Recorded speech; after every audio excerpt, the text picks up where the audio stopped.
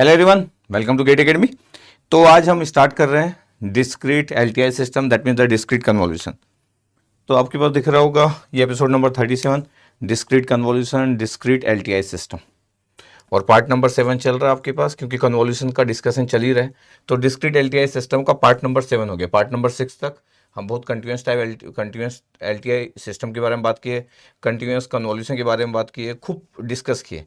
अब हम आ गए हैं, ये इंपॉर्टेंट है, क्वेश्चन बहुत देखेंगे आप, गेट के क्वेश्चंस बहुत सारे दिखेंगे आपको डिस्क्रीट कन्वोल्यूशन में, कि क्वेश्चंस बहुत सारे आते हैं। क्वेश्चन ज़्यादा टफ नहीं होते, आपको अच्छे से आना चाहिए। अच्छा, हम हैंडल भी इसलिए आराम से कर लेंगे। डिस्क्रीट में आपको पढ़ा चुका हूँ, बेसिक आइडिया आपको है। कन्वोल्यूशन का आपको बेसिक आइडिया है, क्योंकि हम कंटिन्यूस में बहुत बात किए, तो उन्हीं बातों को, बहुत सारी चीज़ों को यहाँ पे लेके आएंगे, तो ज़्यादा टफ जाएगा नहीं हमारे लिए, ठीक है। बट क्वेश्चन बहुत सारे आते हैं, ध्यान से देखिएगा। अभी आपके पास लिखा है story of discrete time convolution. इसका मतलब ये हुआ कि अगर मैं डिस्क्रीट टाइम कन्वोल्यूशन की बात करूं तो इसकी स्टोरी की बात कर सकता हूं कि इसका जो रिजल्ट्स है, जो डिस्क्रीट कन्वोल्यूशन का सभी लोग रिजल्ट यूज करते हैं, वो कैसे आता है। सीधे फॉर्मूला लिखने का कोई मतलब नहीं। जैसे मैं कंटिन्यूस टाइम कन्वोल्यूशन की जब मैं बात किया था, तो वहां पे भी मैं पूरा फॉर्मूला डिराइव किया था, यहाँ पे भी करेंगे, बेसिक आइडिया होना चाहिए। तो आपके पास स्टोरी में क्या है कि अगर मैं बोल रहा हूं कि we want to calculate the output of discrete time LTI system for any arbitrary input, किसी भी आर्बिट्री इनपुट के लिए अगर मेरे को एक डिस्क्रीट टाइम एलटीआई सिस्टम का आउटपुट चाहिए, तो लिखा है कि if we know the output of system for discrete time unit impulse, then we can build the output of any input using linearity and time scientific property। इसका मतलब ये है कि किसी भी रैंडम इनपुट के लिए अगर मेरे को आउटपुट की वैल्यू चाहिए एक डिस्क्रीट एलटीआई सिस्टम के लिए, तो अगर मेरे पास इम्पल्स, अगर मैं इनपुट दे रहा हूं और मेरे को आउटपुट अगर पता है, और फिर लीनियरिटी और टाइम शिफ्टिंग प्रॉपर्टी, इन सब की हेल्प से मैं एक जनरलाइज आउटपुट फाइंड आउट कर सकता हूं फॉर एनी रैंडम इनपुट। ये बहुत ही इंटरेस्टिंग है, और ये कंटिन्यूस टाइम सिस्टम में भी हुआ था, ठीक है। इसलिए story, when input is del in the output of the discrete time LTI system is impulse response. जैसे पहला फिगर है दिस वन, कि अगर मैं इनपुट डेल इन देता हूं तो जो आउटपुट होता है उसको आप एच ऑफ एन लिख सकते हैं, और मैं इसी पे सबसे ज्यादा फोकस करूंगा। मैं बोल रहा हूं कि ये वेरी इंपॉर्टेंट है, बट हाउ, क्वेश्चन है हाउ। तो फिर मैं वापस जाता हूं और डिस्क्रीट टाइम एलटीआई सिस्टम की बात कर देता हूं, ठीक है। देखना, अब मान लो कि आपके पास एक discrete LTI system, discrete time LTI, ठीक है। ये वाई एन, ये इनपुट एक्स एन, ठीक है। अब डिस्क्रीट है, तो अगर मैं बोल रहा हूं कि इसका जेड ट्रांसफॉर्म क्या होगा, तो ये एक्स ऑफ जेड होगा, द जेड ट्रांसफॉर्म। और सिमिलरली वाई एन का Z transform Y of Z होगा, कैपिटल लेटर आ जाता है, जेड स्मॉल लिखते हैं हम लोग हमेशा, तो जेड ट्रांसफॉर्म। अब पता है ये आउटपुट ट्रांसफॉर्म हो गया, इनपुट ट्रांसफॉर्म हो गया। तो अगर मैं बोलूँ कि ट्रांसफर फंक्शन क्या होता है, अगर मैं बोलूँ कि डिजिटल ट्रांसफर फंक्शन क्या होता है, digital transfer function, digital transfer function, पता क्या होगा digital transfer function, output transform divide by input transform, divide by input transform. ये अब आउटपुट ट्रांसफॉर्म क्या है, Y of Z divide by X of Z, ध्यान से देखना आप, एक्स ऑफ जेड, ये हो गया। तो इस डिस्क्रीट टाइम एलटीआई सिस्टम का ट्रांसफर फंक्शन है, और डिस्क्रीट चल रहा है तो मैं ये डिजिटल बोल दिया है, डिस्क्रीट ट्रांसफर फंक्शन बोल सकता हूँ, डिजिटल या डिस्क्रीट ट्रांसफर फंक्शन बोल सकता हूँ, देयर इज नो, इसको डिस्क्रीट ट्रांसफर फंक्शन बोल सकते हैं, सिंपली ट्रांसफर फंक्शन। अच्छा, ट्रांसफर फंक्शन का जो कंसेप्ट होता है, जो only valid for the LTI system, चाहे फिर वो कंटिन्यूस टाइम हो चाहे वो डिस्क्रीट हो, concept of transfer function is only valid for LTI system, चाहे वो क्या हो, कंटिन्यूस टाइम सिस्टम हो तो लाप्लास ट्रांसफॉर्म, और डिस्क्रीट टाइम सिस्टम हो तो जेड ट्रांसफॉर्म। अब मैं बोल रहा हूं कि जो आउटपुट ट्रांसफॉर्म और इनपुट ट्रांसफॉर्म लिखे, इसी को हम लिख देते हैं एच ऑफ जेड। तो एच ऑफ जेड क्या है, Y of Z upon X of Z, ठीक है, ओके। अब ध्यान से देखना कि अगर मैं बोल रहा हूं कि एच ऑफ जेड की वैल्यू कितना है, Y of Z upon X of Z, ये अगर आपको थोड़ा बहुत भी याद हो तो हम कंटिन्यूस टाइम में क्या करते थे, H of S Laplace transform equal to क्या लिखते थे, output transform Y of S upon X of S, ऐसा कर चुके हम लोग। फिर हम बोलते थे क्या, इफ एक्सन इक्वल टू अगर मैं डेल एन ले लूँ तो क्या होगा, X N equal to del N अगर आप ले लो तो पता है इसका जेट ट्रांसफॉर्म जो होता है इम्पल्स का, ये इम्पल्स सीक्वेंस है, इसका जेट ट्रांसफॉर्म 1 होता है। अगर कोई बोले कि सर हाउ, तो वो भी लिख सकते हैं अपन। एक्स जेड इक्वल टू क्या होता है, जब मैं एक्स जेड लिखता हूँ तो एन की value minus infinite to infinite X N Z की पावर माइनस एन, ये डेफिनेशन ऑफ जेड ट्रांसफॉर्म। अच्छा, अब अगर मैं बोलूँ कि मेरे को तो इम्पल्स दिए सर, हम इनपुट तो इम्पल्स दिए, तो ठीक है, एन के लिए माइनस इन्फाइनाइट टू इन्फाइनाइट, ये इम्पल्स हो गया del of N into Z raised power minus N. ये यहाँ पे बेसिक करते थे, यहाँ पे हम बोलते थे, ये पढ़ चुके हम लोग, if X T equal to del T बोलते थे। तो मैं बोलता था कि Laplace transform X of S क्या होगा, तो हम बोलते थे minus infinite infinite x of T E raised power minus S T D T. फिर हम इसको इम्पल्स ले लेते थे, चलो इम्पल्स ले लो, इम्पल्स का लाप्लास, ये भी हम सब बता चुके हैं, e raised power minus S T D t. अब पता है मल्टीप्लिकेशन प्रॉपर्टी लगेगी, मल्टीप्लिकेशन प्रॉपर्टी जब लगेगी तो आपको पता है मल्टीप्लिकेशन प्रॉपर्टी में टी की वैल्यू 0 यहाँ पुट कर देंगे, तो टी इक्वल टू 0 यहाँ पुट कर देंगे हम लोग, टी इक्वल टू 0, ये मल्टीप्लिकेशन प्रॉपर्टी है, इधर मल्टीप्लिकेशन प्रॉपर्टी, ये टी इक्वल टू 0 पुट कर देंगे।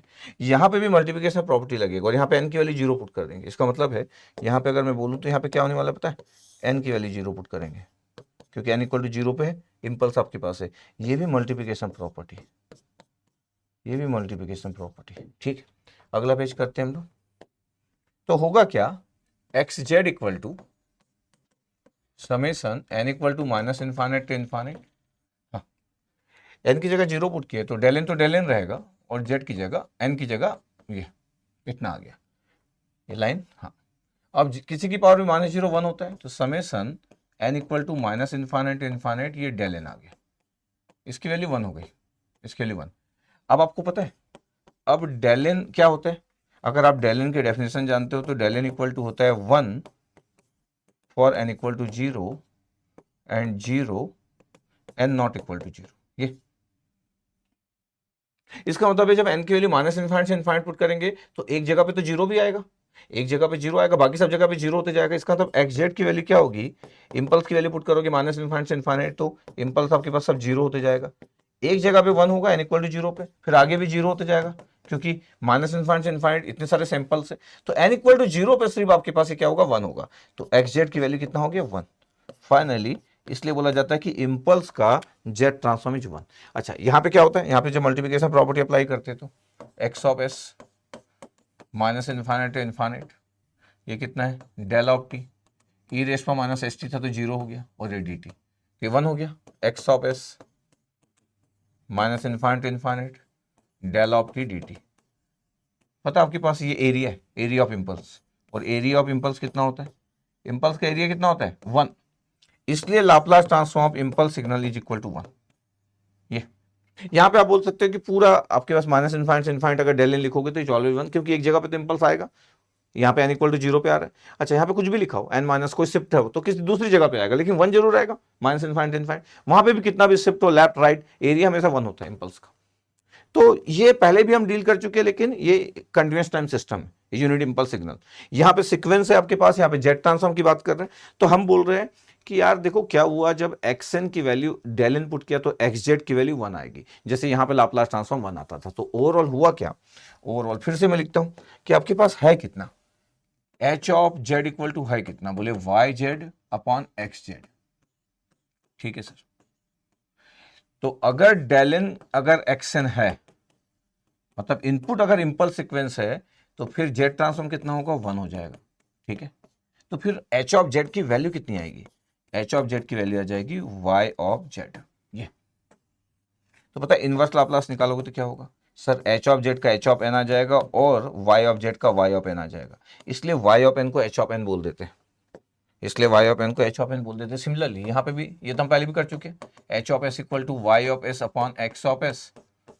अब अगर मैं बोल दूं कि if X of N sorry X of T is equal to del of T, तो इसका लाप्लास कितना होता था, 1। जब इसका लाप्लास 1 होता है तो एच ऑफ एस जो ट्रांसफर फंक्शन होता है, एनालॉग ट्रांसफर फंक्शन या सिंपली कंटीन्यूअस टाइम डोमेन का transfer function, y of S upon 1, inverse Laplace put करोगे तो क्या होगा, तो H of t equal to आ जाता था वाई ऑफ टी। इसलिए हम बोलते हैं क्या कि जब डिस्क्रीट टाइम डोमेन में आप X N equal to del input करते हो, इनपुट अगर इंपल्स देते हो, तो ये जो एलटीआई सिस्टम, ये जो एलटीआई सिस्टम है, डिस्क्रीट एलटीआई सिस्टम, पता है इसमें वाई एन की वैल्यू कितनी आ जाती है? एच एन के बराबर। ये इसलिए कई बार लोग डायरेक्ट ही ऐसा लिख लेते हैं क्या कि अगर मेरे पास ये डेल एन है, ये एच ऑफ एन, इसी सिस्टम को, क्योंकि इसी का Z transform h of Z होगा और किसी भी सिस्टम का ट्रांसफॉर फंक्शन, इसलिए यहाँ पे एच ऑफ एन लिख लेते हैं। तो वाई एन की वैल्यू आप क्या बोल देते हो? H of N. क्यों वाई ऑफ एन की वैल्यू एच ऑफ एन बोल देते? बिकॉज इसका जेड ट्रांसफॉर्म 1, इसका जेड ट्रांसफॉर्म 1, ये y of N equal to h of n आ गया, ये y of N equal to h of n आ गया जब भी आप डेल इनपुट करोगे तो। और यही चीज कंटिन्यूअस टाइम डोमेन में भी होता है कि जब आपके पास ये एच ऑफ टी है, इनपुट अगर डेल ऑफ टी है, तो सिर्फ इंपल्स के केस में ऐसा होता है कि ये y of t equal to h of t आ गया। इसको क्या बोलते हैं? Impulse response.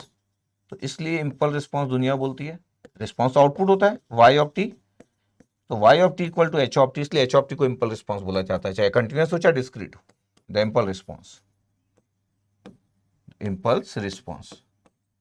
तो मैं बोल रहा हूं कि हम तो जो चीजें जानते हैं, जो चीजें हम जानते हैं उसको फिर से कॉपी पेस्ट हम करते जा रहे हैं, कोई इशू है नहीं। तो मेरा मेन फोकस है कि जो हम जानते थे लाप्लास ट्रांसफॉर्म के थ्रू, डेल ऑफ टी के थ्रू, अब डेल ऑफ एन है आपके पास तो कोई इशू नहीं है, समेशन दिखेगा इस जगह पे आप। अच्छा वापस जाते हैं हम लोग, इस जगह पे थे कि जब मैं डेल एन देता हूं तो मेरे पास y N equal to h of n आ जाता। तो यहां पे आउटपुट की जगह एच ऑफ एन क्यों लिखा है? क्योंकि सर आउटपुट की जगह एच ऑफ एन सही में आता है। यहां पे आप नहीं तो एच ऑफ एन यहां नहीं लिख सकते कभी भी, यहां तो वाई ऑफ एन होता है, लेकिन वाई ऑफ एन को एच ऑफ एन लिख सकते हो आप। क्यों? क्योंकि जब आप इंपल्स सीक्वेंस देते हो तब ही लिख सकते हो वाई ऑफ एन को एच ऑफ एन। ठीक है, ये क्लियर है ना? चाहिए ऐसा नहीं कि किसी भी जगह पे लिख सकते हो, नहीं लिख सकते हो। अच्छा ब्रैकेट में आप स्क्वायर ब्रैकेट लगाओ चाहे नॉर्मल ब्रैकेट लगाओ, there is no issue. Normal bracket, square bracket बहुत सारे लोग यूज करते हैं, आईआईटी के प्रोफेसर। तो मान लो कि एग्जाम में 50% लोग स्क्वायर ब्रैकेट यूज करते हैं डिस्क्रीट में, और 50% तो भी नॉर्मल ब्रैकेट यूज करते हैं, तो देयर इज नो इशू। चलो अगर ये बात क्लियर है तो अगर मैं इसको शिफ्ट करूंगा, क्योंकि एलटीआई सिस्टम है, तो अगर मैं टाइम शिफ्टिंग हुआ है, ये शिफ्टिंग हुआ ना आपके पास, ये शिफ्टिंग हुआ। तो एलटीआई सिस्टम की प्रॉपर्टी क्या है कि अगर आप शिफ्टिंग या डिले, शिफ्टिंग अगर आप इनपुट में करते हो तो शिफ्टिंग आउटपुट में भी होगा। तो देखो एच ऑफ एन था तो H of n minus one में भी होगा, क्योंकि एलटीआई सिस्टम में तो टाइम इनवेरिएंट होता है ना। तो शिफ्टिंग जो होगा वो जितना डिले करोगे उतना डिले आउटपुट में अपीयर्स होगा। अगर ये स्केलिंग मल्टीप्लाई, ये शिफ्टिंग मल्टीप्लाई कर रहे हैं, मतलब ये होमोजेनिटी प्रॉपर्टी है, homogeneity property. Homogeneity property multiply करे किसी स्केलिंग से तो वहां पे मल्टीप्लाई होगा, क्योंकि लीनियर सिस्टम तो है, तो होमोजेनिटी प्रॉपर्टी यहां पे भी होगा। NIETY लिखते हैं, लेकिन ई लिखते हैं, यहाँ पे चलेगा, इट्स ओके। अगर मैं किसी कांस्टेंट का मल्टीप्लाई कर रहा हूं तो होमोजेनिटी यहां पे भी आप कर रहे हो, फिर से ये कांस्टेंट है, x1 मतलब कांस्टेंट, x0 वहां पे मल्टीप्लाई होगा, तो ऐसे चलते जा रहा है। अच्छा ऐसा क्यों पॉसिबल है कि सर आप जो इनपुट में मल्टीप्लाई कर रहे हो आउटपुट में आएगा? एलटीआई सिस्टम है ना भाई, ऐसे थोड़ी हर जगह किसी भी सिस्टम में आप कर दोगे। अगर ये लीनियर नहीं होता तो मल्टीप्लाई सेम क्यों आता? नहीं आता सर, यही तो बोल रहा हूं। अच्छा अगर ये टाइम इनवेरिएंट नहीं होता तो शिफ्टिंग क्यों अपीयर्स होती है आउटपुट में? नहीं होती सर, इसलिए एलटीआई होना जरूरी है भाई साहब। अगर ये एलटीआई नहीं हुआ, मतलब ये लीनियर हुआ लेकिन टाइम इनवेरिएंट नहीं हुआ, तो शिफ्टिंग सेटिस्फाइड नहीं करेगा। और अगर ये टाइम इनवेरिएंट हुआ लेकिन नॉन लीनियर हुआ, तो ये मल्टीप्लिकेशन जिसको आप होमोजेनिटी बोलते हैं, जो कि लीनियर सिस्टम की प्रॉपर्टी होती है, वो सेटिस्फाइड नहीं करेगा। ठीक है, फिर जब आप लिखना चालू किए, चल ही रहा था डिस्कशन,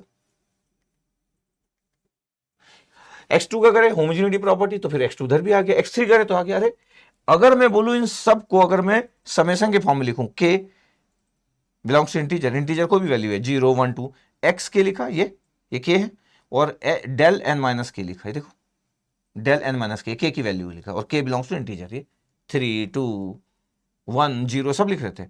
सिमिलरली राइट साइड में भी तो यही होगा, यस x के h n माइनस के, ये लिख दिए k बिलोंग्स टू आपके पास इंटीजर। ठीक है, बट जो लेफ्ट वाला है ये इंटरेस्टिंग है, क्योंकि इसमें इंपल्स लिखा है।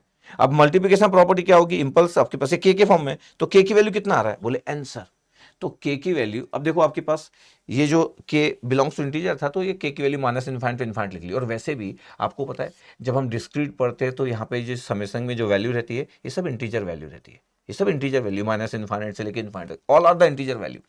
तो k की value minus infinite to infinite है, और ये सब k belongs to integer value है, ये तो क्लियर रहना चाहिए, ठीक है।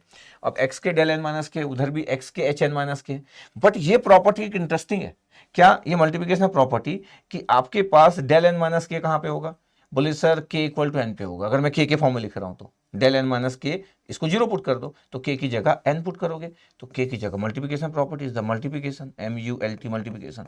तो यहाँ पे x k की जगह x n आ जाएगा और ये बाहर आ जाएगा, क्योंकि पूरा समेशन जो है वो k के फॉर्म में, तो k की वैल्यू माइनस इन्फाइनिट इन्फाइनिट और डेल n माइनस के। अब डेल n माइनस के में से आपके पास k की वैल्यू माइनस इन्फाइनिट इन्फाइनिट, अब k की वैल्यू माइनस इन्फाइनिट इन्फाइनिट में ऑल वैल्यू से, जैसे इंटीग्रेशन होता था कि डेल t माइनस शिफ्ट कर दो कितना भी, और जब मैं इंटीग्रेशन की बात करूं तो एरिया इज ऑलवेज वन, चाहे लेफ्ट करो राइट करो, वैसे summation of impulse is always one, क्योंकि ये जिस पॉइंट पे एग्जिस्ट करेगा उसी जगह तो वन ही होगा।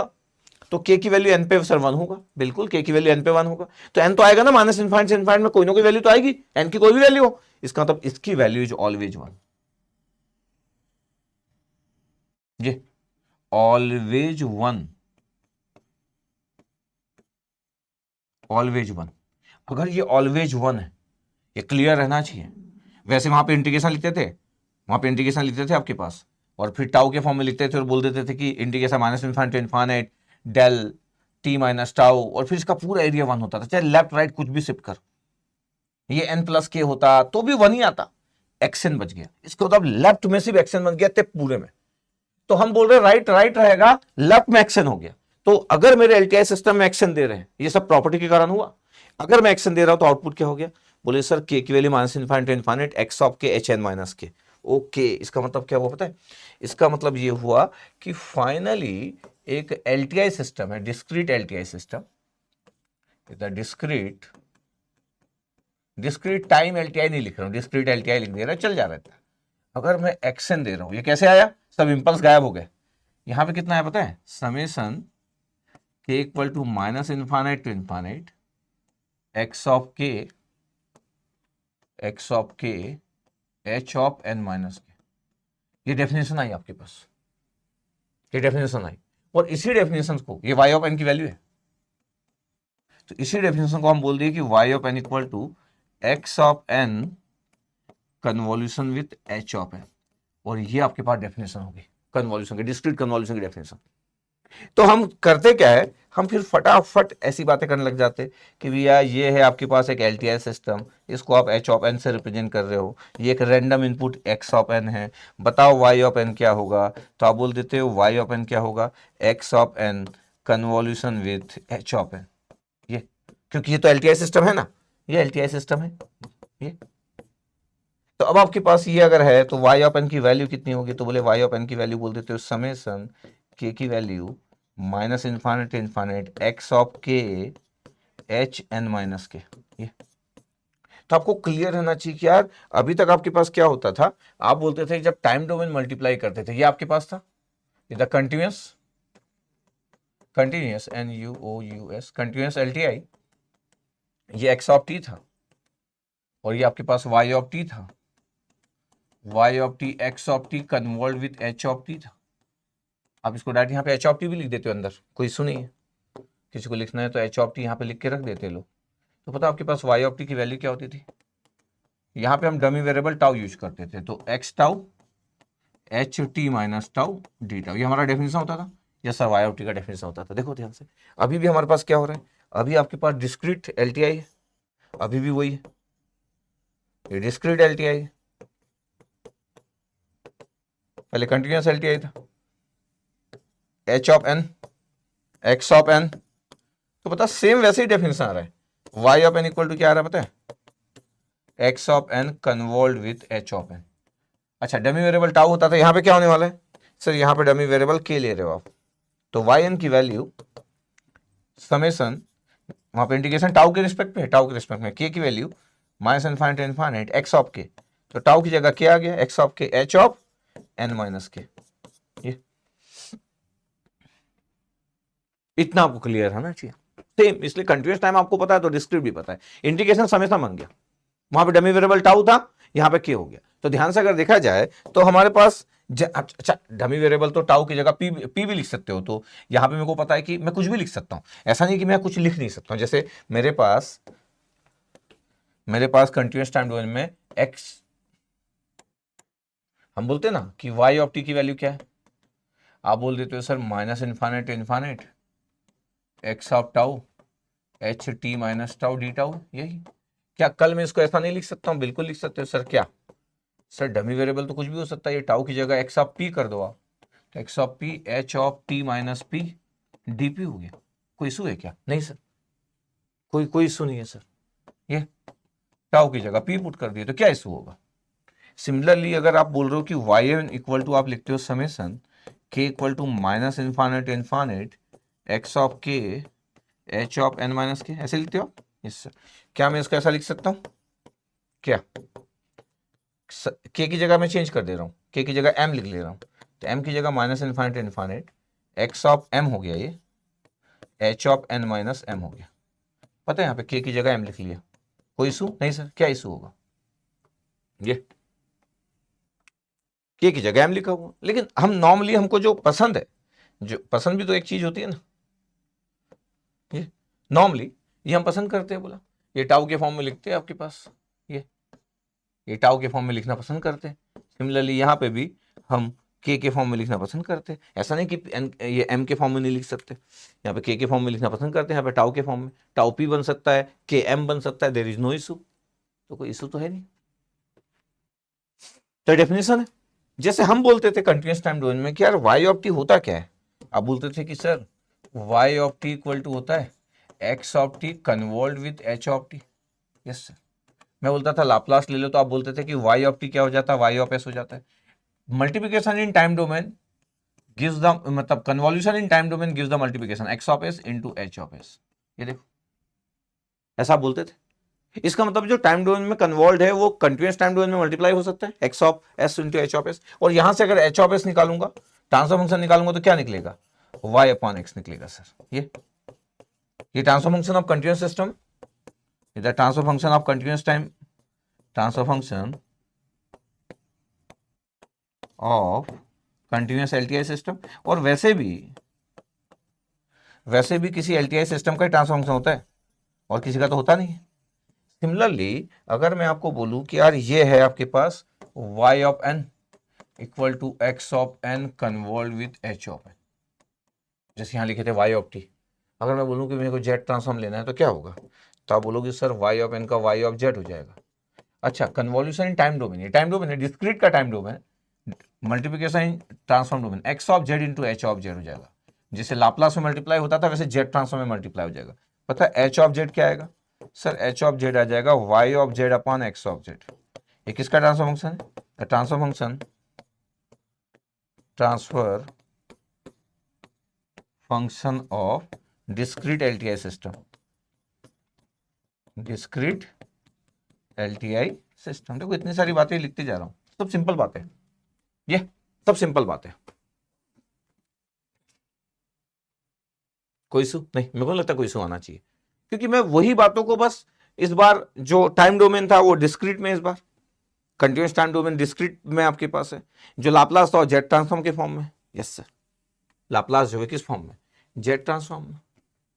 जैसे अब जब हम इतना बात कर ही रहे तो मैं बोलता था कि यार आपको क्या क्या, जैसे हम कंटिन्यूअस टाइम डोमेन बोलते थे कि Laplace transform of del t कितना होता है, आप बोलते थे सर 1। बोलता था Laplace transform del t minus a कितना होगा, आप बोलोगे सर सिर्फ शिफ्टिंग ई रेस पर माइनस एस।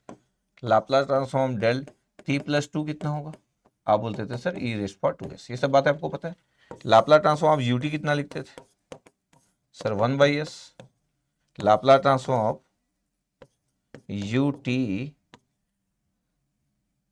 -3 लिखना है तो क्या लिखोगे सर? ई रेस पर -3s/s, ऐसे लिखोगे। अच्छा, मैं इसलिए ऐसा लिख रहा हूं क्योंकि मैं राइट साइड में जेड ट्रांसफॉर्म डेल एन लिखूंगा। यस सर, लिख लो 1 z transform of del n minus 1, n minus t n minus a है ना, तो n माइनस ए लिखता हूँ, जो है वो लिखता हूँ। ये तो पता क्या होगा, n की जगह ए पुट करोगे तो z की पावर माइनस ए आ जाएगा, z की पावर माइनस n में n की जगह ए आ जाएगा। फिर अगर मैं बोल रहा हूँ कि z transform of del n plus 2 लिखना है तो कितना आ जाएगा? n की जगह -2, तो z की पावर -2 में, z की पावर -2 में, z की पावर -n में, z की पावर -n होता है डेफिनेशन में, इसमें n की जगह -2, तो कितना आ जाएगा? z स्क्वायर आ जाएगा सर। जैसे e⁻²s। अब जी अच्छा, जेड ट्रांसफॉर्म ऑफ un अगर आपको लिखना है तो जेड ट्रांसफॉर्म ऑफ un जो होता है वो होता है z/z-1 या 1/1 - z ये होता है आपके पास। और अगर ये जेड ट्रांसफॉर्म, ये जेड ट्रांसफॉर्म un-3 लिख रहे हो तो क्या होगा सर, z⁻³ शिफ्टिंग आपके पास होता है z⁻³ इंटू z/z-1। अब आप बोलोगे सर ये un का जेड ट्रांसफॉर्म कैसे लिखे, तो ये बता देता हूँ। मेरे पास डेफिनेशन क्या होती है z transform of any sequence, ये जेड ट्रांसफॉर्म क्या होता है, summation n equal to -∞ xn the definition of Z transform. अब मेरे को बोले कि जेड ट्रांसफॉर्म un लिखो सर, un का जेड ट्रांसफॉर्म लिखना है। जैसे इम्पल्स का 1 पता है आपको, तो सर ये n की वैल्यू -∞ होगी, ये un होगा और z⁻⁻1 होगी। अब un क्या होता है सर, un इक्वल टू होता है 1 for n greater than equal to 0 भी लिखते हैं अपन, डिस्क्रीट है ये। इसका मतलब है कि ये समेशन का वैल्यू चेंज हो गया, समेशन का वैल्यू n इक्वल टू 0 से लेके इन्फाइनाइट तक होगा और un की वैल्यू 1, तो 1 इंटू z⁻⁻n। अब सोचो n की जगह 0 पुट करूंगा z⁻⁻0 1 आ जाएगा, n की जगह 1 पुट करूंगा z⁻⁻1 z⁻2 z⁻3 up to infinite. इसका मतलब ये तो जीपी सीरीज बन गया, ये जेड ट्रांसफॉर्म आपके पास, ये जेड ट्रांसफॉर्म ऑफ un। अब सोचो कि जेड ट्रांसफॉर्म ऑफ un निकाल रहा है तो जीपी सीरीज बन गया। जीपी सीरीज होता है कितना है, a/1 - r। a क्या है 1, r क्या है common ratio between the successive term Z inverse. देखो 1/1 - z इनवर्स आ गया जीपी सीरीज के बाद, तो जेड इनवर्स ऊपर गया तो z/z-1 ये आ गया आपके पास जेड ट्रांसफॉर्म ऑफ un। ये देखो जेड ट्रांसफॉर्म ऑफ un, इतना बताओ ना, z/z-1। तो क्लियर है, इसका मतलब ये हुआ कि अगर मैं जेड ट्रांसफॉर्म ऑफ un बोल रहा हूं, आपकी चॉइस है, कुछ लोग z/z-1 लिखते हैं, कुछ लोग 1/1 - z इनवर्स लिखते हैं, both are same.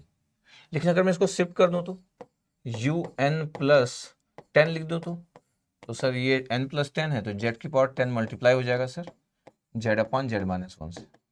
Finally z⁻11 दिख सकता है ये। अच्छा, अगर मैं z की पावर a⁻n un कर दूं, a⁻n un कर दूं, ये इसका कितना होगा आपके पास a⁻n un। तो सोच के देखो n equal to -∞ to infinite a⁻n u(n) और z⁻⁻1।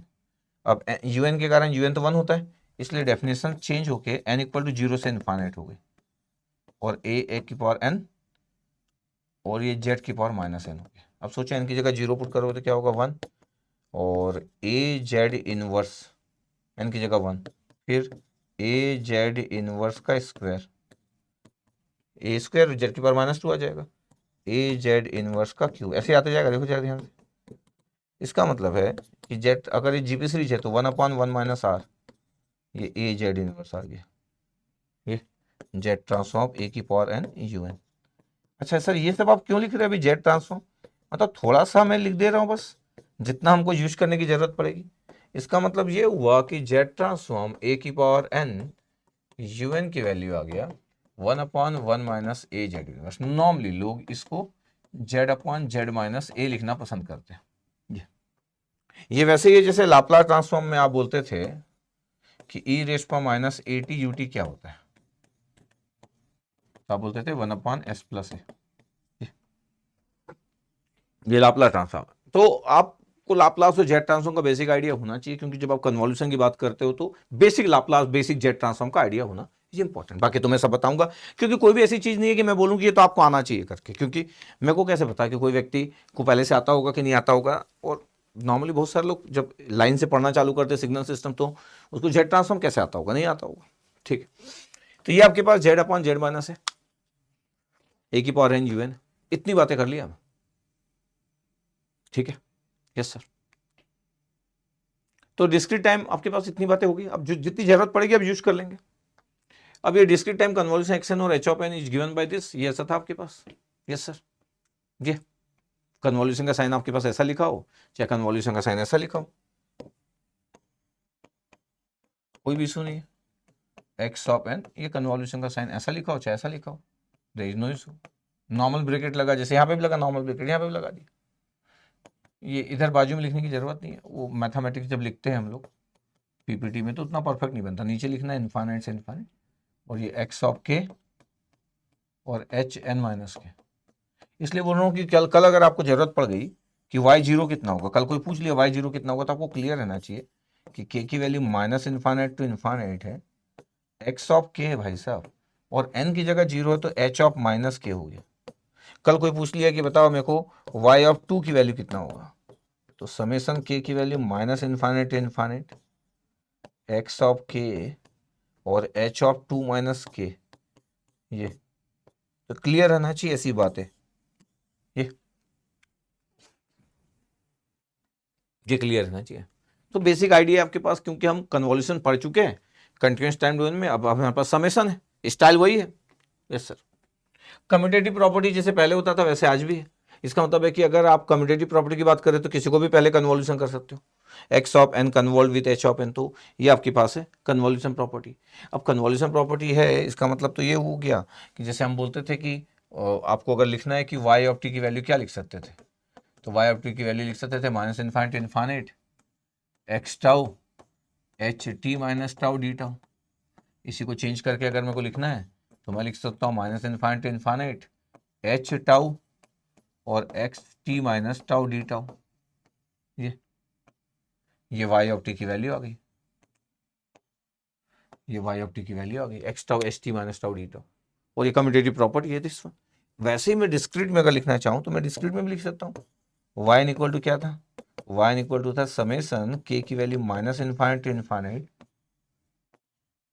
X of k h of n minus k, और वाई ऑफ एन की वैल्यू समेसन के की value minus infinite to infinite ये एच ऑफ के और x of n minus k, ये y of N की value. तो commutative property को फॉलो करता है, मतलब आप किसी को भी आगे पीछे लिख सकते हैं, जैसे वहां लिखा हुआ है वैसे यहां पे लिखा हुआ है। हर बार मैं कंपेयर इसलिए कर दे रहा हूं क्योंकि हम वो पढ़ के आए, जब वो पढ़ के आए तो फिर जो इंटीग्रेशन था वही तो समेशन में कन्वर्ट हुआ, वेरिएबल जो टाउ था वो के बन गया। देखो जरा ध्यान से। अब मैं बोल रहा हूँ कि देखो डिस्ट्रीब्यूटिव प्रॉपर्टी क्या होती है, अगर मैं कन्वर्ट कर रहा हूँ और ये ब्रैकेट में एडिशन है, तो जब कन्वर्ट करेंगे तो कन्वर्ट आपके पास ये ऐसा हो जाएगा, ये तो सेम, कोई इशू नहीं है, ठीक है, तो देयर इज नो इशू। ये तो वैसे कंटिन्यूस टाइम डोमेन में भी था। एसोसिएटिव प्रॉपर्टी क्या होती है, अगर तीन का कन्वोल्यूशन कर रहे हो तो किन्हीं भी दो को आप कभी भी कर सकते हो, मतलब ये तीन है, एक्स एन का कन्वोल्यूशन दोनों के साथ है तो फर्स्ट टू का कन्वॉल्व करके थर्ड के साथ कर सकते हैं, इसमें भी कोई इशू नहीं है। इसका मतलब ये जो प्रॉपर्टीज है, एसोसिएटिव प्रॉपर्टी, डिस्ट्रीब्यूटिव प्रॉपर्टी और कम्यूटेटिव प्रॉपर्टी, ये कंटिन्यूस टाइम डोमेन हो चाहे डिस्क्रीट टाइम डोमेन है, ऑल प्रॉपर्टीज आर सेम, ये प्रॉपर्टी सेम है आपके लिए, ठीक है। अब देखो कन्वोल्यूशन विद इंपल्स, मैं बोलता हूं हमेशा इस बात के लिए हमेशा ध्यान रखा जाए कि इस पे स्टार डालना चाहिए, क्योंकि इंपल्स को सबसे ज्यादा लोग यूज करना पसंद करते हैं, इंपल्स को सबसे ज्यादा, चाहे मैं कंटिन्यूस टाइम डोमेन पढ़ाऊं तब भी मैं बोला हूं। अब जैसे आपके पास ये जितनी प्रॉपर्टी लिखी है तो कंटिन्यूस टाइम डोमेन में भी था। अगर आपको याद होगा कि एक्सएन, और आपके पास अगर इसकी प्रॉपर्टी लिखना है आपके पास, अगर आपको याद है कि एक्सएन कन्वॉल्व विद डेलेन अगर आपके पास लिखना है तो हम बड़े आराम से लिख लेते थे कि एक्सएन कन्वॉल्व विद डेलेन लिखना है आपके पास। तो मैं बोल रहा हूँ कि जो पहली प्रॉपर्टी है फर्स्ट आपके पास जो है, तो अगर मैं बोलूँ कि x t convolve with del of t क्या होता था, सर ए टी पुट कर देते थे तो एक्स टी बन जाता था, या मैं लाप्लास भी ले सकता हूँ तब भी आ जाएगा। सिमिलरली अगर मैं बोल दूँ आपको कि ये एक्सएन है कन्वॉल्व विद डेलेन, अच्छा लाप्लास जेड ट्रांसफॉर्म लूंगा तो एक्स जेड आ जाएगा, इसका वन आ जाएगा तो एक्स जेड ही बचेगा, तो आपके पास एक्स एन ही आने वाला है, इसलिए एन की वैल्यू यहां पुट करते हैं तो एक्स एन ही आते हैं। तो मैं ऊपर वाले में लाप्लास ट्रांसफॉर्म की डेफिनेशन यूज कर सकता हूं या सिंपली कंटीन्यूअस टाइम डोमेन की डेफिनेशन यूज कर सकता हूं। इसको प्रूव करने के लिए कैसे करता था मैं, इसको प्रूव करने के लिए मैं ऐसा बोलता था कि अगर मेरे को इसको प्रूव करना होता था तो मैं कैसे बोलता था, प्रूव करने के लिए इस बात को, ये तो प्रॉपर्टी लिख दिया मैं, आंसर बड़ा सिंपली आ गया। मैं बोलता था कि यार x of t convolve with del of t है, तो अगर मैं इसका लाप्लास ट्रांसफॉर्म ले लूं तो पता क्या होगा, एक्स ऑफ टी का लाप्लास एक्स ऑफ एस होगा, फिर मल्टीप्लाई हो जाएगा और इम्पल्स का लाप्लास वन आ जाएगा, इसका मतलब आंसर क्या बचा, एक्स ऑफ एस बचा। फिर बोलता था इसका इन्वर्स लाप्लास ले लोगे तो क्या आ जाएगा, एक्स ऑफ टी आ जाएगा। सिमिलरली अगर एक्स ऑफ एन है और कन्वर्ल्ड विद डेल ऑफ एन है, तो मैं अगर जेड ट्रांसफॉर्म ले लूं तो एक्स ऑफ एन का क्या आएगा, एक्स ऑफ जेड आ जाएगा, और डेल ऑफ एन का कितना आ जाएगा, वन आ जाएगा। इसका मतलब बचेगा कितना, एक्स ऑफ जेड। अगर मैं इनवर्स जेड ट्रांसफॉर्म ले लूं तो एक्स जेड का कितना आ जाएगा, एक्स एन। देखो आप ऐसे भी बात कर सकते हो। Yes sir. फिर मैं आपको ये भी बोलता था कि ज्यादा से ज्यादा क्या होगा आपके पास, जब आप x of t convolve with del of t लिखते थे तो मैं बोलता था यार देखो डेफिनेशन वाइज क्या होता है, minus infinite infinite x tau और डेल टी माइनस टाउ और ये डी टाउ। अब बताओ कि मेरे को टाउ की जगह आपके पास क्या होगा, तो टी माइनस टाउ के लिए अगर मेरे को देखना है कि किस जगह पे एग्जिस्ट कर रहा है तो टाउ की वैल्यू कितना आ गया, टी आ गया। मैं मल्टीप्लिकेशन प्रॉपर्टी लगाता था कि टाउ की वैल्यू को यार टी पुट कर दो क्योंकि मल्टीप्लिकेशन है, द मल्टीप्लिकेशन प्रॉपर्टी।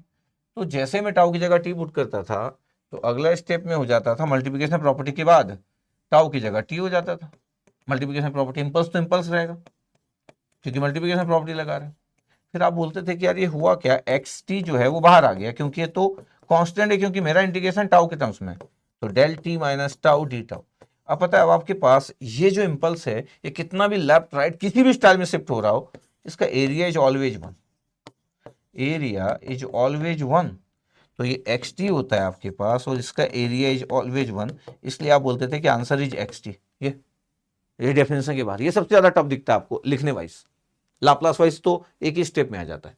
वैसे ही क्योंकि मेरे को तो आपको सिखाना है तो मेरे को ये चाहिए कि जिसको मैं कन्वॉल्यूशन डिस्क्रीट पढ़वा रहा हूं उसके पास एटलीस्ट ऐसा नहीं होना चाहिए कि वो लिख ही ना सके। तो मैं बोल रहा हूँ समेसन के की value minus infinite to infinite, ये क्या हो गया, एक्स ऑफ के हो गया और ये डेल एन माइनस के हो गया, ऐसा है। अब देखो डेल एन माइनस के में एन माइनस के इक्वल टू जीरो, तभी तो आपके पास एन माइनस के आपके पास जैसे मैं पुट कर रहा हूँ तो ये इम्पल्स कहाँ पे एग्जिस्ट करेगा उसकी बात कर रहे हैं। तो हम बोल रहे हैं कि इम्पल्स कहाँ पे एग्जिस्ट करेगा उसकी बात हम कर रहे हैं, तो हम बोल रहे हैं कि देखो के की जगह कितना है क्योंकि सब के टर्म्स में है तो के की जगह एन आया ये। अब के की जगह एन क्यों पुट करेंगे हम इसमें, इस वाले में मल्टीप्लिकेशन प्रॉपर्टी, मल्टीप्लिकेशन प्रॉपर्टी। जब आप मल्टीप्लिकेशन प्रॉपर्टी यूज करते हो तो इम्पल्स इम्पल्स ही रहता है। तो अगले स्टेप में हो गया summation k equal to minus infinite infinite और के की जगह में पुट कर दिया एन, तो ये एक्स ऑफ एन बन गया। लेकिन इम्पल्स को कुछ नहीं करेंगे ये, तो एक्स ऑफ एन बाहर इसलिए आ गया क्योंकि मेरा जो समेसन है वो के टर्म्स में है, तो के की वैल्यू माइनस इन्फाइनाइट इन्फाइनाइट और ये डेल एन माइनस के। जैसे इम्पल्स का एरिया वन होता है वैसे summation minus infinite infinite impulse with any shifting is always one, always one, always one. क्योंकि यहाँ पे के की वैल्यू एन पे आपके पास आएगा, डेल एन माइनस के का डेफिनेशन क्या होगा, अगर मेरे को के टर्म्स में पूरा है तो के इक्वल टू एन पे इसकी वैल्यू वन होगी, यही मतलब हुआ के इक्वल टू एन पे इसकी वैल्यू कितनी होगी, वन। Yes sir. तो कहीं ना कहीं तो एन आएगा ना, माइनस इन्फाइनाइट से इन्फाइनाइट में इंटीजर वैल्यू है, एन की कोई भी वैल्यू इसके अंदर ही आएगा, इज ऑलवेज वन। तो ये बचा कितना, x of N into one, तो answer is x of n. यहां पे हम हमेशा बोलते थे area is one, area is one क्योंकि इंपल्स है। यहां पे हम बोलेंगे summation of impulse is always one from minus infinite to infinite. ये माइनस इन्फाइनाइट टू इन्फाइनाइट जब हम इंटीग्रेशन लिखते हैं इंपल्स का तो always one because this represent the area, तो इसलिए एक्स टी बच जाता था। तो जस्ट आपको आइडिया होना चाहिए। तो ये मैं आपके पास एक बार प्रूव करके दिखाया, पहले भी प्रूव कर चुका हूं लेकिन अभी फिर से प्रूव करके दिखाया कि यार ये n की जगह पुट कर दो बस। यहाँ पे n माइनस एन नॉट है तो इस n की जगह n minus N naught put कर दो, तो x n minus N naught आएगा क्योंकि इसका जेड ट्रांसफॉर्म लिखोगे तो जेड की पावर माइनस एन नॉट आ जाएगा। तो इट्स वेरी वेरी सिंपल। यहाँ पे क्या करो, ये xn है, डेल एन में सिर्फ n की जगह n पुट कर दो, डेल एन है ना, तो जब डेल एन किसी से मल्टीप्लाई करते तो वही आ जाता है क्योंकि इसका तो जेड ट्रांसफॉर्म वन हो जाएगा। तो या आप ऐसे सोच सकते हो कि n पुट कर दिए तो n पुट कर दिया n की जगह तो n माइनस एन नॉट ही है, ठीक है, देयर इज नो इशू। अब एक्स एन माइनस ए और डेल एन माइनस बी है तो एन की जगह क्या पुट करोगे, एन माइनस बी। देखो एन की जगह एन माइनस बी पुट कर दोगे, एन माइनस बी अगर पुट कर दिए, माइनस ए पहले से था तो n minus b minus a आ गया। अब ये del n into del n है तो एन की जगह एन पुट कर दो तो डेल एन ही आएगा क्योंकि इसका जेड ट्रांसफॉर्म भी। अगर कोई बोले कि sir del n convolution with del n क्या होता है, तो वैसे जैसे डेल टी कन्वॉल्यूशन विद, अब अगर मैं बोलूँ इसका जेड ट्रांसफॉर्म लिखो वन मल्टीप्लाई इसका जेड ट्रांसफॉर्म लिखो वन, तब आंसर कितना आया, वन आया, वन आ गया one. Z inverse Z transform one कितना होगा, डेल एन। क्यों, डेल एन का जेड ट्रांसफॉर्म अगर वन होता है तो वन का inverse Z transform del n होगा, इसलिए देखो डेल एन आंसर। अब डेल एन कितने बार भी कन्वॉल्व करो answer will be del N. अब del N minus one convolve with del N minus b, तो अब आपको पता है कि ये आपके पास आ जाएगा। अगर डेल एन करना ही है तो आप बोल सकते हैं कि डेल एन की वैल्यू आपके पास इसका जेड ट्रांसफॉर्म निकालो, ई रेस पावर माइनस मतलब ई की मतलब ई बोल रहा हूँ यार, जेड की पावर माइनस एन होता है, एन की जगह आपके पास ए है तो जेड की पावर माइनस है, ये जेड की पावर माइनस बी, तो बस इतना ही आने वाला है। तो आप एन माइनस बी यहाँ पुट कर दो एन की जगह में, तो जैसे इम्पल्स के फॉर्म में आ गया। तो मैं बोल रहा हूँ कि ये बेसिक जो चीजें हैं ये पहले से हम पढ़ चुके हैं, और ये सेम चीज है, ये सेम चीज है, पहले भी हम डिस्कस कर चुके हैं, क्योंकि कंटिन्यूस टाइम में डिस्कस कर चुके हैं। अब डिस्क्रीट है, कुछ भी चेंज नहीं हुआ, पूरी प्रॉपर्टी लाइन से ऐसे लिखी हुई है। बस वही है कि वहां पे प्रूव करने के लिए मैं लाप्लास ट्रांसफॉर्म यूज करूंगा, यहां पे प्रूव करने के लिए जेड ट्रांसफॉर्म यूज करूंगा, या यहां पे प्रूव करने के लिए मैं कन्वॉल्यूशन, डिस्क्रीट कन्वॉल्यूशन का डेफिनेशन यूज करूंगा, वहां पे प्रूव करने के लिए मैं कंटिन्यूस टाइम कन्वॉल्यूशन का डेफिनेशन यूज करता था, वहां इंटीग्रेशन की बात करता था और बार बार एरिया एरिया की बात करता था, क्योंकि area of impulse is always one. यहां पे summation of impulse with any shifting, चाहे वो लेफ्ट हो राइट हो, इज ऑलवेज वन, क्योंकि किसी ना किसी जगह पे तो इंपल्स एग्जिस्ट कर जाएगा। वहां पे किसी ना किसी जगह की बात नहीं करते, वहां पे बोलते एरिया, चाहे लेफ्ट कर रहे हो राइट कर रहे हो, एरिया इज ऑलवेज वन। ठीक है, तो ये हमारे पास बात है।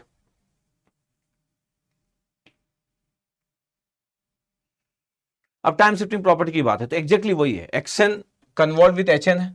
अगर एक्स एन माइनस एन कर रहा हूं मैं आपके पास, तो मेरे को पता है कि एक्स एन माइनस एन कर रहा हूं और एच एन के साथ कर रहा हूं तो वाई एन माइनस एन आ जाएगा, ये आपके पास आ जाएगा। अगर मैं किसी एक में कर रहा हूं तो किसी एक में आएगा, अगर दोनों में कर रहा हूं तो दोनों में आ जाएगा।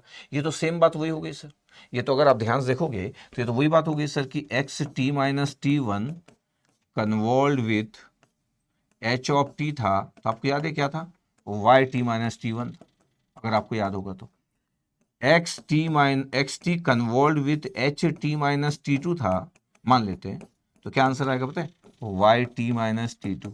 और अगर सर दोनों में अगर शिफ्टिंग है, t minus t one convolve with h t minus t one, और अगर आप भूल चुके हो तो भी कोई इशू नहीं है, कभी भी आप लाप्लास ट्रांसफॉर्म की हेल्प ले सकते हो बेसिक बातों को करने के लिए।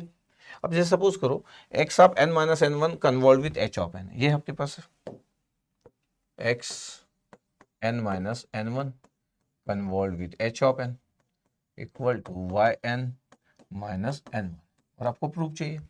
यस, अब बताओ x of n convolve with H of n क्या होता है सर, वाई ऑफ एन होता है, और ट्रांसफॉर्म में x of z into h of Z equal to y z, ये होता ही है। यस सर, ये ऑलरेडी वी नो दैट। अब मैं बोल रहा हूँ कि अगर मैं इसमें अगर जेड ट्रांसफॉर्म लगाऊं तो इस वाले में, तो एक्स एन माइनस एन का एक्स जेड हो जाएगा, शिफ्ट है तो जेड की पावर माइनस एन होता है, एन की जगह एन वन लिख दिए, तो एन की जगह एन वन, तो जेड की पावर माइनस एन वन लिख दिए। कैसे लिख दिया सर, एन की जगह एन वन है ना, वो शिफ्टिंग है आपके पास, तो एन की जगह एन वन पुट कर देंगे, जेड ट्रांसफॉर्म लगा रहे हैं आपके पास। ठीक है, तो जेड की पावर माइनस एन होता है, एन की जगह आपके पास एन वन हो गया, यहाँ पे कितना हो गया इंटू एच ऑफ जेड, ये आपके पास है, तो कितना आंसर आया x Z into h of Z plus आपके पास कितना है जेड की पावर माइनस एन वन आया। अब ध्यान से देखो x Z into h of Z क्या होता है, ये देखो सर वाई जेड होता है, तो वाई जेड आ गया दोनों, और ये कितना है जेड की पावर माइनस एन वन, इतना आपके पास आ रहा है। अब अगर मैं बोलूँ कि इसका यार इनवर्स जेड ट्रांसफॉर्म निकालो तो क्या होगा, वाई जेड अगर जेड की पावर माइनस एन वन है तो Y N minus n one हो जाएगा इनवर्स जेड ट्रांसफॉर्म, ये आंसर प्रूव हो गया, इट्स वेरी सिंपल। ऐसे लाप्लास में भी प्रूव किए थे हम, ऐसे हम लाप्लास से प्रूव किए थे, बस थोड़ा सा डिफरेंस ये है कि लाप्लास से हम ज़्यादा कंफर्टेबल रहते हैं हमारी ज़िंदगी में, जो ज़्यादातर यूज किए हम लोग अपनी लाइफ में टेक्निकल दुनिया में, वो लाप्लास ज़्यादा यूज किए कंपेयर टू जेड ट्रांसफॉर्म, इसलिए हमारी रूटीन लाइफ जेड ट्रांसफॉर्म समान नहीं दिखती है कि हम बहुत बार बार यूज करते हैं, कि स्टूडेंट के लाइफ में पूरे साल भर जब वो स्टडी करता है या 2 साल स्टडी करता है तो उसमें लाप्लास बहुत जगह यूज होता है, लेकिन जेड ट्रांसफॉर्म कम यूज होता है, इसलिए हम फेमिलियर कम है जेड ट्रांसफॉर्म से compare to Laplace transform, compare to, ऐसा नहीं कि कोई जेड ट्रांसफॉर्म टफ होता है, फेमिलियर कम है, रूटीन लाइफ में कम यूज करते हैं, जिन चीजों को हम रूटीन लाइफ में ज्यादा यूज करते हैं उस वो बने चाहे ना बने लेकिन फेमिलियर ज्यादा होते हैं।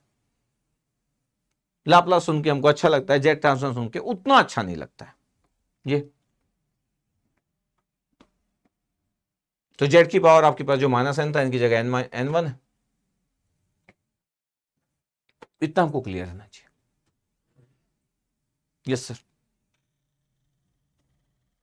अगर मैं दोनों में अगर लिखता, अगर दोनों में शिफ्टिंग करता तो फिर दोनों का जेड ट्रांसफॉर्म लिखता, फिर एक माइनस एन टू भी आता, फिर minus n one plus n two बन जाता, माइनस कॉमन लेके, और वही एन वन एन टू वहाँ जाता, तो पूरा एक साथ चेंज हो जाता है। तो बेसिक प्रॉपर्टी कभी आपको प्रूव करना हुआ तो कोई इशू है नहीं, बेसिक प्रॉपर्टी जब भी आपको प्रूव करना हुआ तो आप प्रूव कर लो, क्या जेड ट्रांसफॉर्म और वहाँ पे लाप्लास ट्रांसफॉर्म। अब जैसे find the value of following convolution लिखा, कितने क्वेश्चन है, 4, 1 2 3 4, 4 क्वेश्चन लिया मैं कि यार इसका कन्वॉल्यूशन फाइंड आउट करना। एग्जाम्पल नंबर 74 है, क्योंकि जितने दिन से हम चला रहे हैं इतने सारे एग्जाम्पल करवा चुका हूँ, क्योंकि हमारा सिग्नल सिस्टम एक सब्जेक्ट ही ऐसा होता है जो कि नॉर्मल सब्जेक्ट से कंपेयर नहीं किया जा सकता। यहाँ पे फीलिंग, कंसेप्ट, मैथमेटिक्स, प्रैक्टिस, सब चीज़ें, ओनली प्रैक्टिस बोलना इज नॉट गुड, क्योंकि ये मैथ्स नहीं है। आज की दुनिया में तो मैथ्स भी ओनली प्रैक्टिस बोलना इज नॉट गुड। पहले बोलते थे बच्चा ओनली प्रैक्टिस ना, बोर्ड एग्जाम के लिए मैथ्स में ओनली प्रैक्टिस काम आता है कि प्रैक्टिस करो वही वही क्वेश्चन आएगा बस। लेकिन जब आप एक टेक्निकल और उस वर्ल्ड में आते हो जहाँ कंसेप्चुअल बातें होती है, वहाँ पे ओनली प्रैक्टिस काम नहीं होता। Creativity is always important. तो क्रिएटिविटी एक इंपॉर्टेंट इसेंस होता है यहाँ पे सिग्नल सिस्टम में। तो क्रिएटिविटी, मैथ्स, सब कुछ है, तो सब कुछ। तो ठीक है, हम सॉल्व करते हैं। मैं बोल रहा हूँ कि अभी हम थोड़ी देर पहले देख रहे थे कि यार अगर मेरे को वाइन की वैल्यू अगर आपके पास कन्वॉल्यूशन करना है, तो अभी हम देख रहे थे क्या, we know that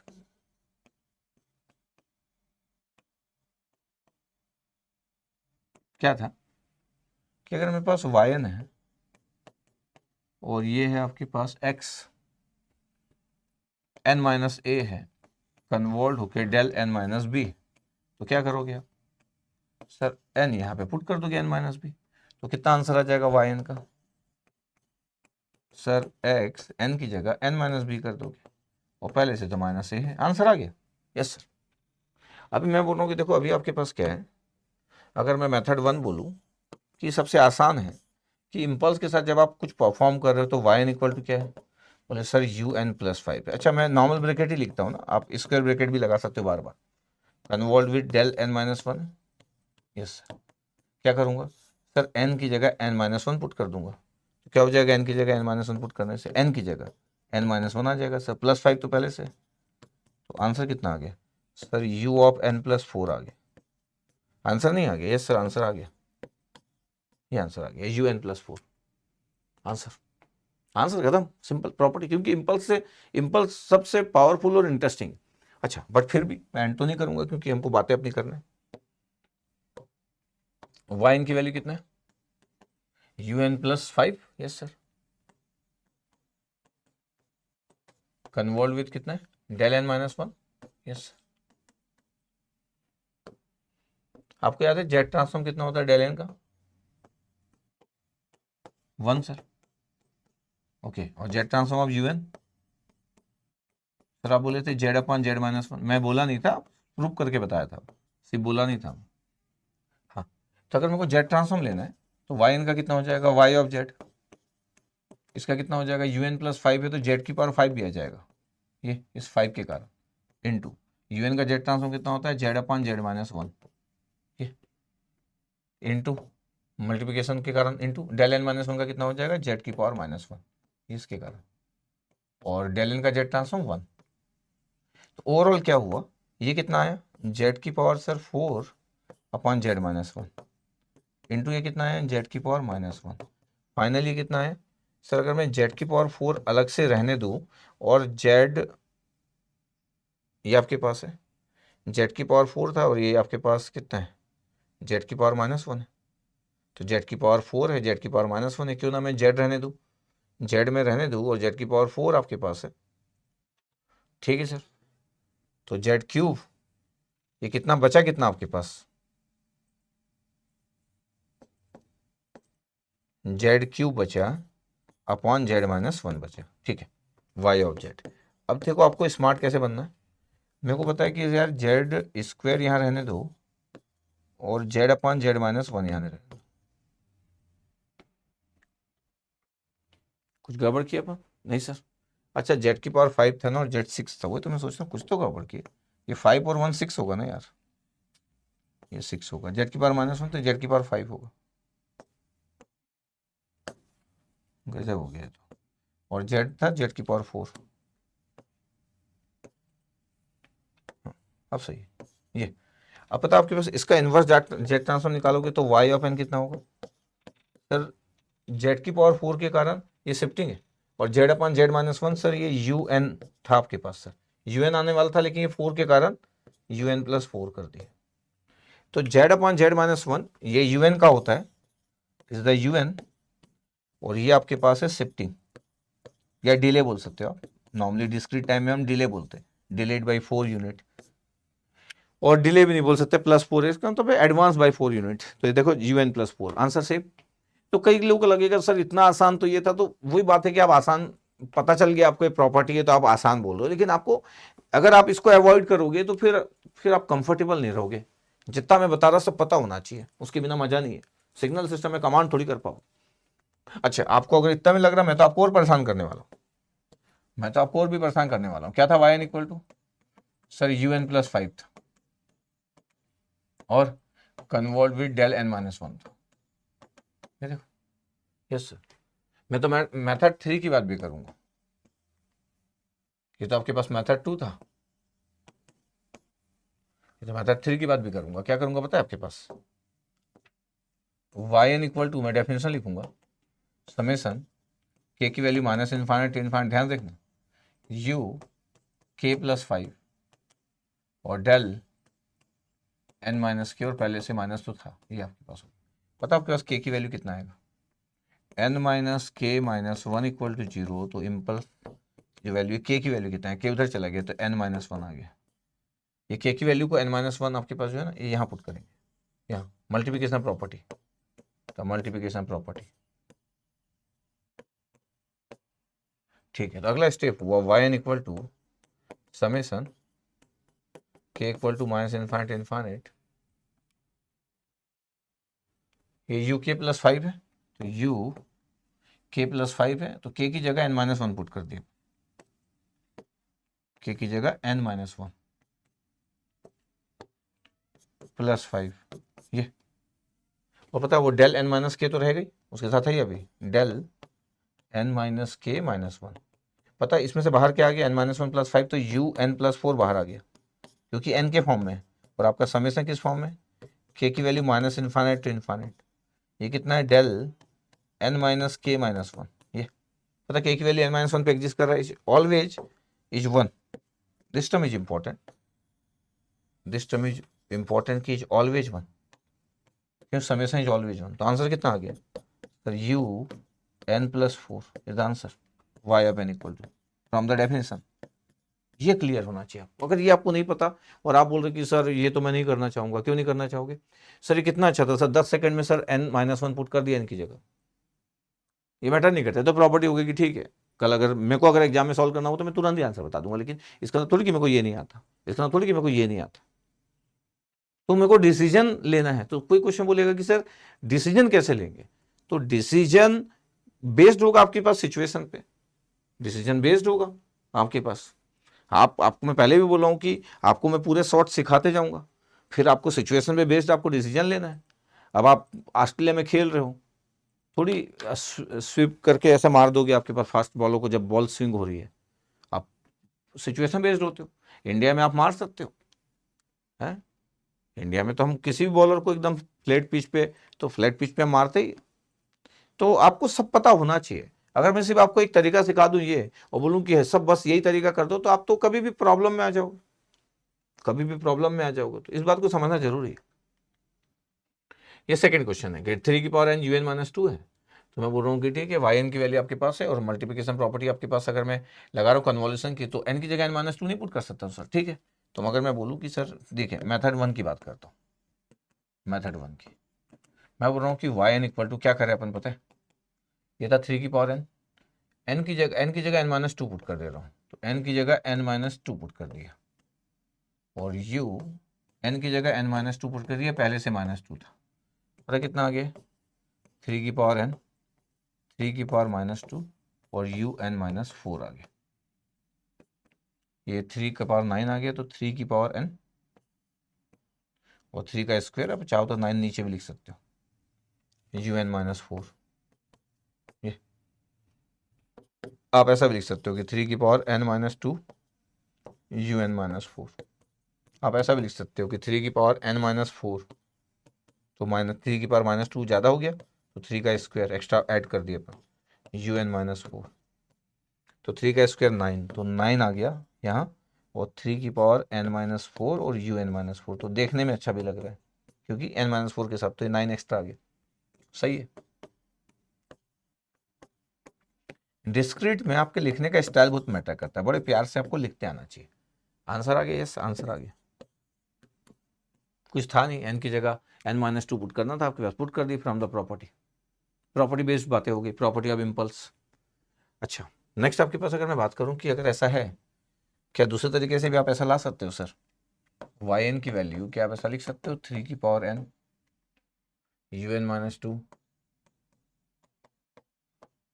convolution with del n-2। ये पता है आपके पास क्या होगा?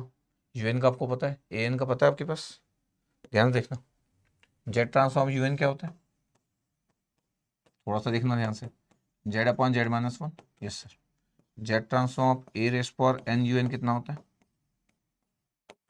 Z upon Z minus A sir.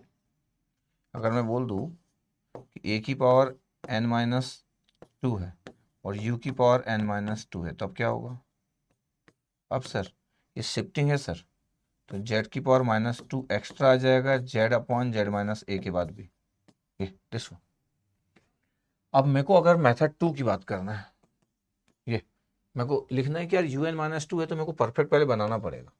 इसका जेड ट्रांसफॉर्म लिखने के लिए 3 की पावर n था तो n-2 बनाया, अब n-2 बनाया तो क्या हो गया, 3 का स्क्वायर ऐड कर लेता हूँ क्योंकि मैं 3 की पावर -2 बनाया मैं, un-2 कन्वोल्यूशन है आपके पास डेल n-2। अब देखना ध्यान से, अब मैं लिखूंगा जेड ट्रांसफॉर्म, तो वाई जेड इक्वल टू क्या होगा, ये 3 का स्क्वायर तो 9 बच गया, और 3 की पावर n-2 un-2 क्या हो गया, शिफ्ट कर रहे -2 से, तो जेड की power -2 into Z upon Z -3, ये दिखा आपको? Yes sir. इंटू जेड की डेल n-2 कितना होगा, जेड की पावर -2, ओके, तो 9 आया, जेड की पावर कितना हो गया, -4 आया, इंटू जेड अपॉन जेड -3 आया, ये देखो, तो ये हो गया जेड अपॉन जेड -3, इसका जेड ट्रांसफॉर्म पता है, ये -4, दिस रिप्रेजेंट द शिफ्टिंग, तो ये बहुत अच्छे से देखना पड़ता है, this represent the shifting delayed by 4 unit, और ये 9 है आपके पास, तो वाई ऑफ जेड था। अगर मैं बोलूँ कि मेरे को इनवर्स जेड निकालना है तो वाई ऑफ एन की वैल्यू लिखूँ मैं, यस सर, 9 बाहर, यस सर, और ये जेड अपॉन जेड -3 तो कितना हो गया, 3 की power n u n, but क्या होगा, शिफ्ट कितने से, -4 से, तो n की जगह n-4, n की जगह n-4, देखो ये आंसर था, ये देखो। इसलिए कई बार लोग डिस्क्रीट में उतने कंफर्टेबल नहीं रहते, बहुत अच्छे से नॉलेज और आइडिया नहीं रखते, गुड आइडिया गुड नॉलेज रखते नहीं। इतना दिखा आपके पास? Yes sir. क्या सर आप इसको डेफिनेशन से निकाल सकते हो? जैसे जैसे हम आगे बढ़ते जाते हैं डेफिनेशन और टफ लगने लग जाती है। वाई एन वैल्यू 3 की पावर n un-2 था, अच्छा इसमें तो हम मैनेज करेंगे नहीं, और ये डेल n-1 था, डेल n-2 था सर, ये इतना था आपके पास। और अगर मैं बोलूँ कि मेरे को डेफिनेशन से निकालना है, कैसे करूँगा मैं, Y N equal to summation के की वैल्यू -इन्फाइनाइट टू इन्फाइनाइट, 3 की पावर के, ये के हो जाएगा u k-2, ये डेल n-k-2, ये n-k-2 इक्वल टू 0, तो k की वैल्यू कितना है सर, n-2, k की वैल्यू n-2 है, तो इसका मतलब ये हुआ कि summation k equal to -infinite to infinite और k की वैल्यू n-2 है, तो k की जगह n-2, तो 3 की पावर n-2 पुट कर दिए और u की पावर n-2 पुट कर दिए, -2 पहले से था, बचा कितना है अभी भी डेल n-k-2 अभी भी बचा हुआ है। अब हुआ कितना, ये बाहर आ गया क्या, 3 की पावर n-2, तो 3 की पावर n-2 और un-4 बाहर आ गया, समेसन k की value -infinite to infinite del n-k-2, इसकी वैल्यू कितनी होगी, दिस वैल्यू इज इंपॉर्टेंट, कि ये जो वैल्यू होती है आपके पास, ये दिस वैल्यू, ये this one is always one, तो आंसर क्या है, आंसर है सर n की मान -4 कर लूंगा तो क्या आ जाएगा पता, 3 का स्क्वायर आ जाएगा, n-2 है, n-4 चाहिए आपको यहाँ पे, वैसे ये आंसर करेक्ट है, द करेक्ट आंसर, n-4 चाहिए तो 3 की पावर -2 करोगे तो 3 का स्क्वायर हो जाएगा, ये इंटू, अब 3 की पावर n-2 की जगह n-4 हो चुके हैं, ये देखो, और ये un-4 देखने में अच्छा लग रहा है। Yes answer. तो मैं बोल रहा हूँ क्यों नहीं आएगा, आपको तो सिर्फ कॉन्फिडेंस होना चाहिए। यस ये सॉल्व कर लिया अपन थर्ड स्टाइल से। ये 1/2 की पावर n un है, डेल n-3 है। फिर से मेथड 1 लिख रहा हूँ मैं, डायरेक्ट आपका आंसर लिखने का आपको मन करता होगा। यस सर, n की जगह n-3 पुट कर दूँ। यस सर, 1/2 n की जगह सर n-3, n की जगह n-3 सर, n की जगह, और ये u, और n की जगह n-3 सर। ये आंसर आ गया 1/2 की पावर n। यस सर ये आंसर है। अगर मैं बोलूँ ये आंसर है तो बस डेल n-3 पुट कर दे n की जगह पे, तो ये आंसर आ गया पहले स्टेप में, ये आंसर एक्चुअली। ये प्रॉपर्टी है, मैं पहले ही बता चुका हूँ कि प्रॉपर्टी आपके पास हम ऐसे अप्लाई कर सकते हैं। ये प्रॉपर्टी सिर्फ n की जगह n-3 पुट करना, तो 1/2 की पावर n-3 परफेक्ट दिख रहा है, 1/2 ये जो दिख रहा है यही परफेक्ट दिख रहा है। ठीक है सर, अगर मैं इसको ऐसे सॉल्व नहीं करता और अगर मैं बोलता है कि इसको मैं मेथड 2 जेड ट्रांसफॉर्म अगर मैं यूज कर रहा हूँ तो वाई जेड होता, 1/2 की पावर n un कितना होता है, z/z-1/2 होता, इनटू डेल n-3 कितना होता है, z की पावर -3 होता। यस यस सर, z की पावर -3 होता। तो पता आपके पास क्या बचा, z की पावर -3 को रहने दो और ब्रैकेट में लिख दो z/z-1/2। पता आपके पास ये क्या बनाएगा सर, ये 1/2 की पावर n un बनाएगा ये, और ये आपके पास डिले, ये शिफ्टिंग लिखने से अच्छा डिले भी लिख सकते हैं, delay by 3 unit, delay by 3 unit है ये। तो पता है आपके पास अब क्या होगा, अब इनवर्स जेड ट्रांसफॉर्म, तो वाई एन का आंसर तो आने वाला था 1/2 की पावर n un, बट हुआ क्या कि डिले था आपके पास 3 यूनिट से, तो un-3 हो गया यहाँ पे, और यहाँ पे भी n-3 हो गया। Yes same answer, yes sir same answer. ये तो ऐसे आप डेफिनेशन के थ्रू भी सॉल्व कर सकते हो, ऐसे अपन डेफिनेशन के थ्रू भी सॉल्व कर सकते हैं। मेरा काम है कि मैं ज़्यादा से ज़्यादा बातें करते रहूँ आपके लिए आसान हो जाए। 1/2 की पावर n है, ये un है, और ये कन्वोल्यूशन विद डेल n-3 है।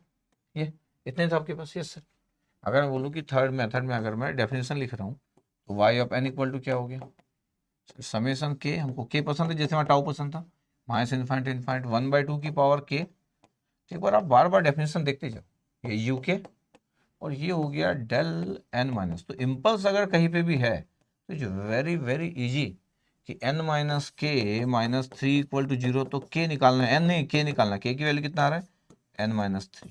मल्टीप्लिकेशन प्रॉपर्टी यहाँ पे आपके पास, मल्टीप्लिकेशन प्रॉपर्टी में ये आपके पास आ जाएगा, k की जगह में पुट कर दूंगा मैं।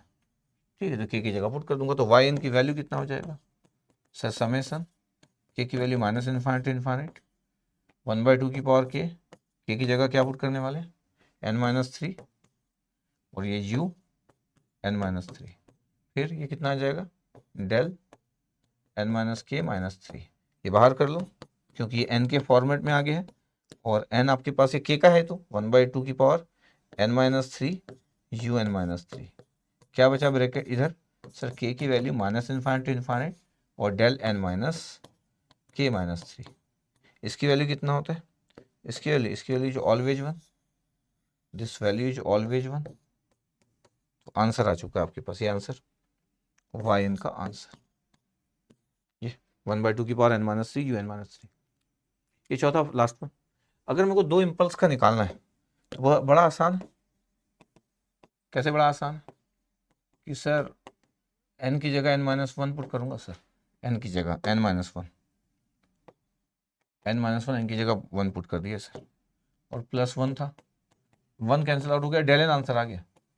अच्छा मेथड 2 कर रहा हूँ, जेड ट्रांसफॉर्म करूँ, वाई जेड करूँगा, डेल n+1 का कितना होता है z की पावर 1 इंटू डेल n-1 का कितना होता है z की पावर -1, 1 आ गया वाई जेड।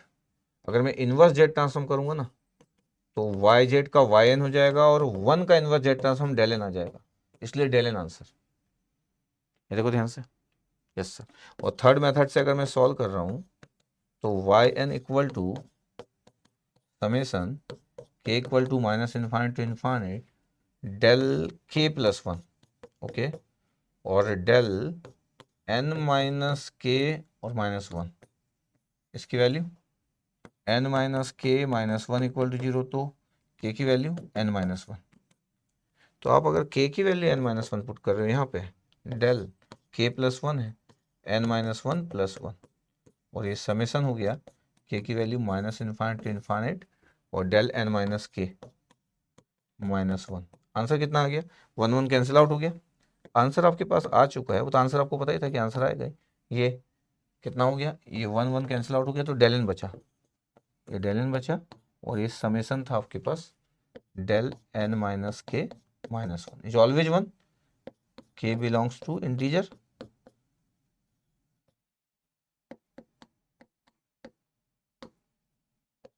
के बिलोंग्स टू इंटीजर, ये इसके लिए ऑलवेज वन, तो आंसर इज डेल एन। अब इतना सा बता चुका हूँ तो यही भी लिख दिया मैं फटाफट, ज़्यादा आगे पेज नहीं बढ़ाया। ये M1 M2 M3 कितने मेथड सॉल्व कर सकते थे। अब ये ESE 2013 का एक क्वेश्चन आया, the convolution of X N convolve with del N. अब मेरे को बताओ इसमें कोई बात बची नहीं सर, कैसे सर, ये n पुट कर दो, n की जगह n minus N naught put कर दिए सर, ठीक है, तो n की जगह n minus N naught put कर दिया, ये आंसर, यस सर ये answer, x N minus N naught answer, A answer आ गया। इतना सिंपल क्वेश्चन है, इतना सिंपल क्वेश्चन क्यों नहीं आ सकता। अगर आपको सब कुछ आता है तो इतना सिंपल क्वेश्चन आ सकता है, क्योंकि इम्पल्स क्वेश्चन ही सिंपल होते हैं। अगर मैं जेड ट्रांसफॉर्म निकालता तो, अगर मैं इसको ऐसा बोलता कि सर आप जेड ट्रांसफॉर्म निकालते तो क्या आता है, एक्स जेड आता, ये कितना आता है, जेड की पावर माइनस एन नॉट आता, बस इतना ही आता। तो अब आपके पास ये आया, इसका इनवर्स जेड ट्रांसफॉर्म निकालो, एक्स जेड जेड की power minus N naught, sir x N minus N naught आ गया, ये ए आंसर। किसी भी तरीके से सॉल्व कर सकते हैं आप। 2008 का IISc बेंगलोर का क्वेश्चन अपन लेने जा रहे हैं, 2008 IISc बेंगलोर का क्वेश्चन, गेट 2008 IISc बेंगलोर का इंस्ट्रूमेंटेशन का क्वेश्चन था, क्वेश्चन नंबर 89, इस चैप्टर में क्वेश्चन नंबर 89 चल रहा है आपके पास। बोल रहा है कि consider a discrete time LTI system, दिख रहा है आपके पास, the discrete time LTI system, yes sir, with input x n equal to del N और डेल एन माइनस वन, ये इनपुट है इम्पल्स के फॉर्म में, इम्पल्स के फॉर्म में डेल एन डेल, और impulse response HN equal to del N और del N minus one है, और output of the system will be, अरे इसमें तो कुछ बचा ही नहीं।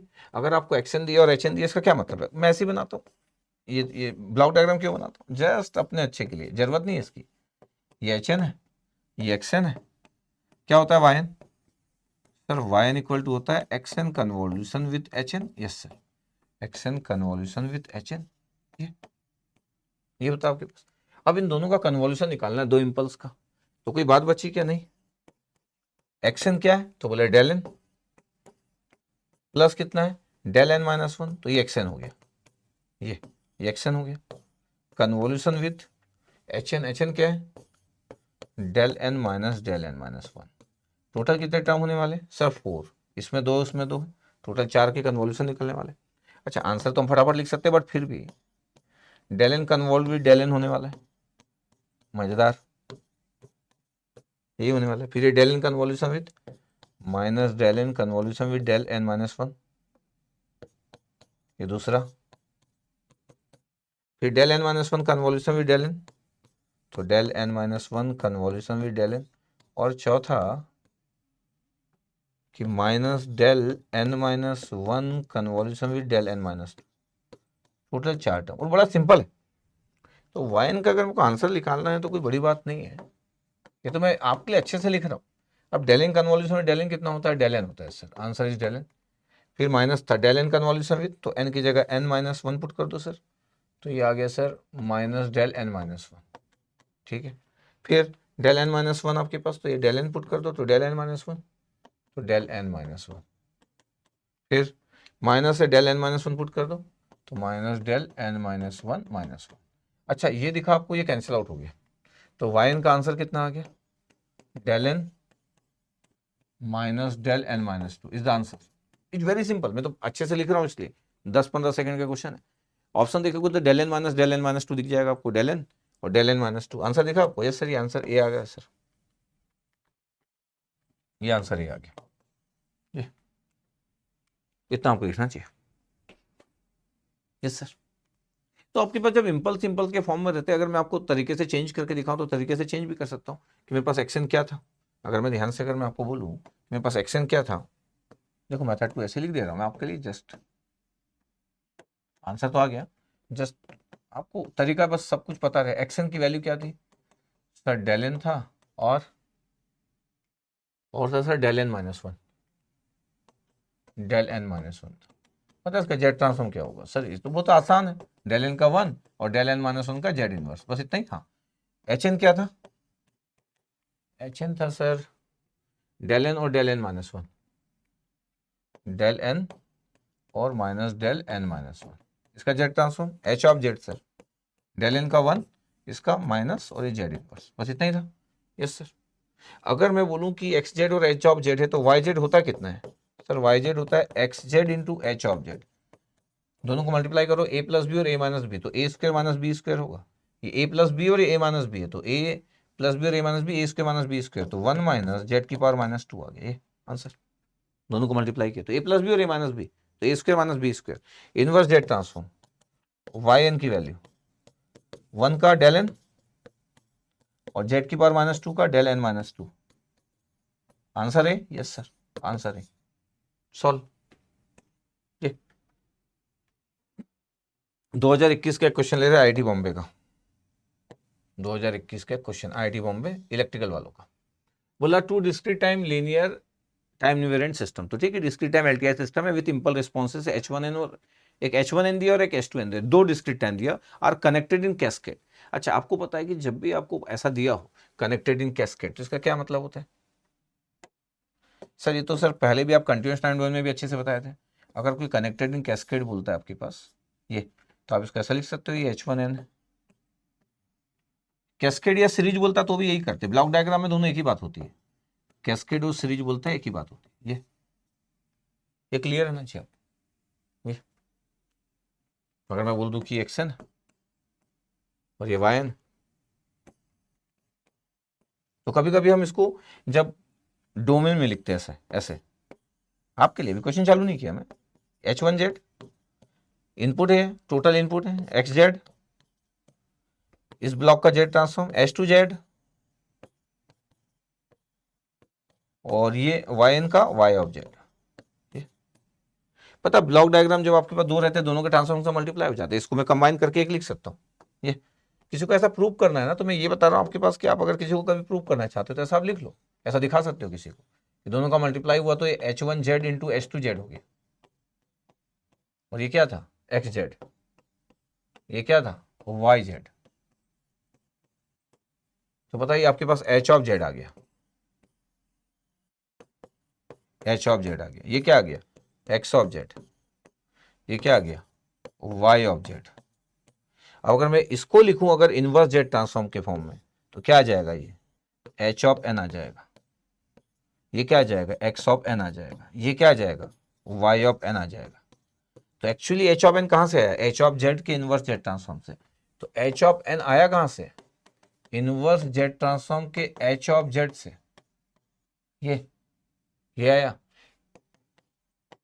ये एच ऑफ जेड क्या था, H1Z और H2Z का प्रोडक्ट, पता है ये, पता है H1Z H2Z का जेड इनवर्स कर रहे हैं आपके पास, पता है क्या होता है multiplication transform domain convolution in time domain, तो H1n कन्वॉल्व विद H2n।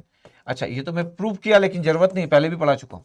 इसका मतलब है दो अगर ब्लॉक में अगर दो इम्पल्स रिस्पॉन्स गिवन है और दोनों अगर आपके पास दिया हुआ है कैस्केड या सीरीज, कैस्केड लिख देते बहुत बार, कैस्केड या कास्केड इंग्लिश में जो भी बोलना है, कैस्केड कुछ बोलते कुछ लोग कास्केड बोलते हैं, मैं तो बोलता हूँ ब्लॉक डायग्राम आपके पास जब कनेक्टेड हो कास्केड के फॉर्म में, अगर वो सीरीज लिखा हो तो भी सेम है, तो दोनों इंपल्स रिस्पांस की कन्वॉल्यूशन मतलब ओवरऑल इंपल्स रिस्पांस होता है, तो ये ओवरऑल इंपल्स रिस्पांस, तो overall impulse response.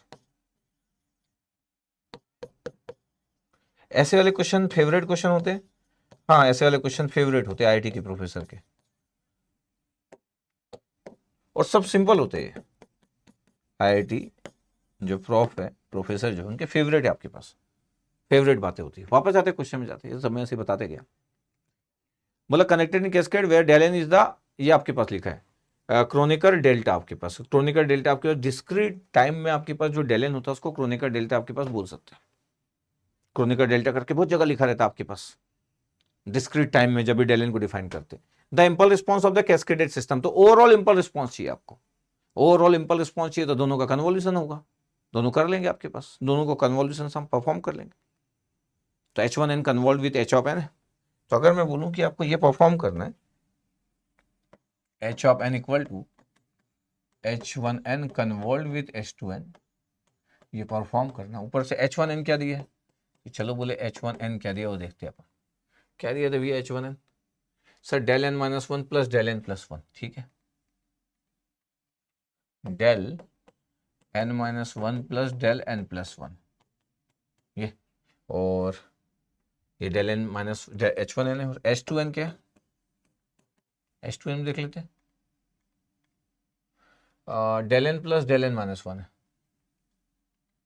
Del n plus del n minus one, ये तो चेक कर लेते हैं, n minus one n plus one, n और n माइनस वन, ठीक है, n minus one n plus one और n और n माइनस वन, इतने ही था आपके पास, ठीक है, कोई इशू नहीं। अब इसको सॉल्व करना है तो इसमें तो कुछ रखा नहीं है।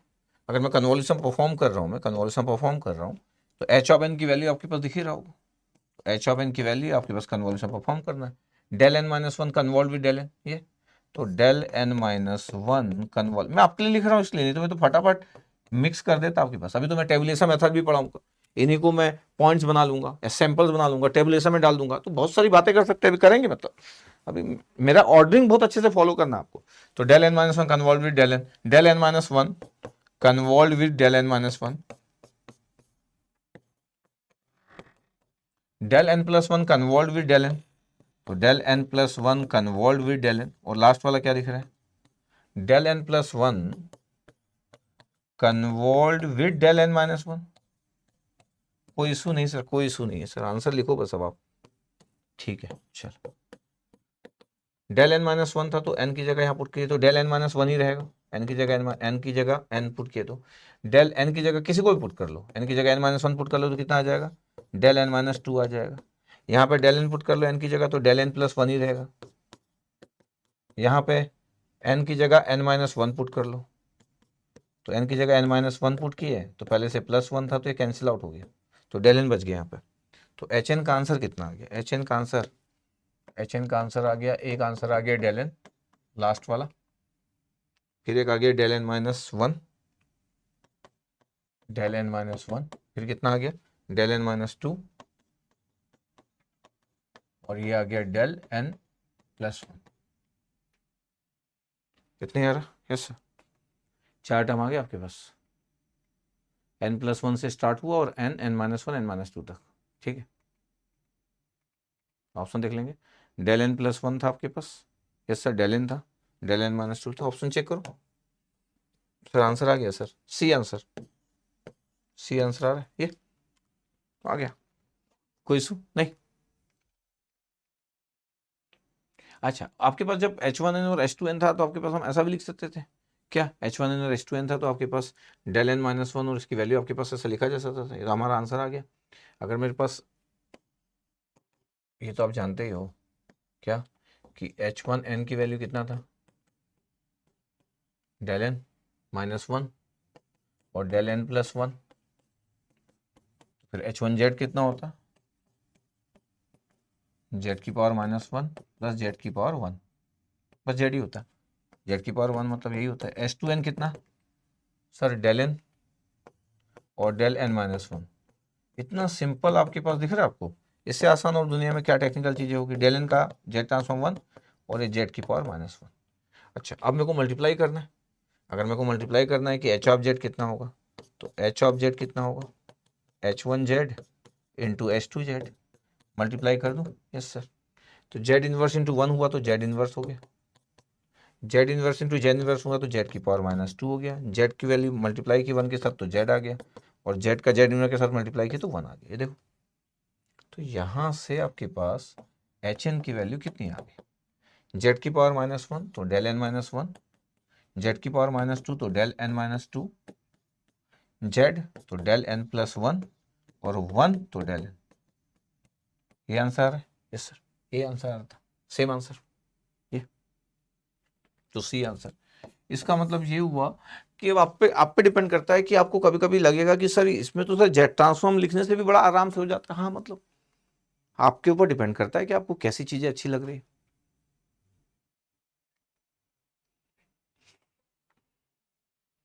अच्छा, यहाँ पे मैं एक ये चीज बताया आपके पास कि the discrete time impulse function also known as unit impulse और Kronecker delta is sequence with value of 1।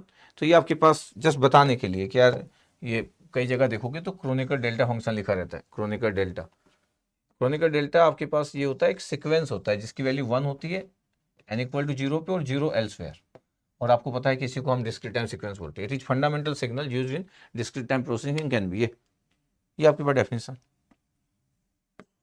तो क्रोनेकर डेल्टा फंक्शन करके भी लिखा रहता है, इसलिए वो जिस भी जगह से आपके पास कोई जिस जगह से क्वेश्चन लिखा होगा वहीं से लिया होगा, तो क्रोनेकर डेल्टा फंक्शन, तो कोई भी प्रॉब्लम नहीं है। जब हम डिस्क्रीट टाइम सीक्वेंस जानते हैं उसको क्रोनिकल डेल्टा फंक्शन भी बोलते हैं। वो क्रोनिकल डेल्टा आपके पास हम बोलते हैं एक ऐसा सीक्वेंस होता है जिसकी वैल्यू 1 होती है n इक्वल टू 0 पे और 0 एल्सवेयर।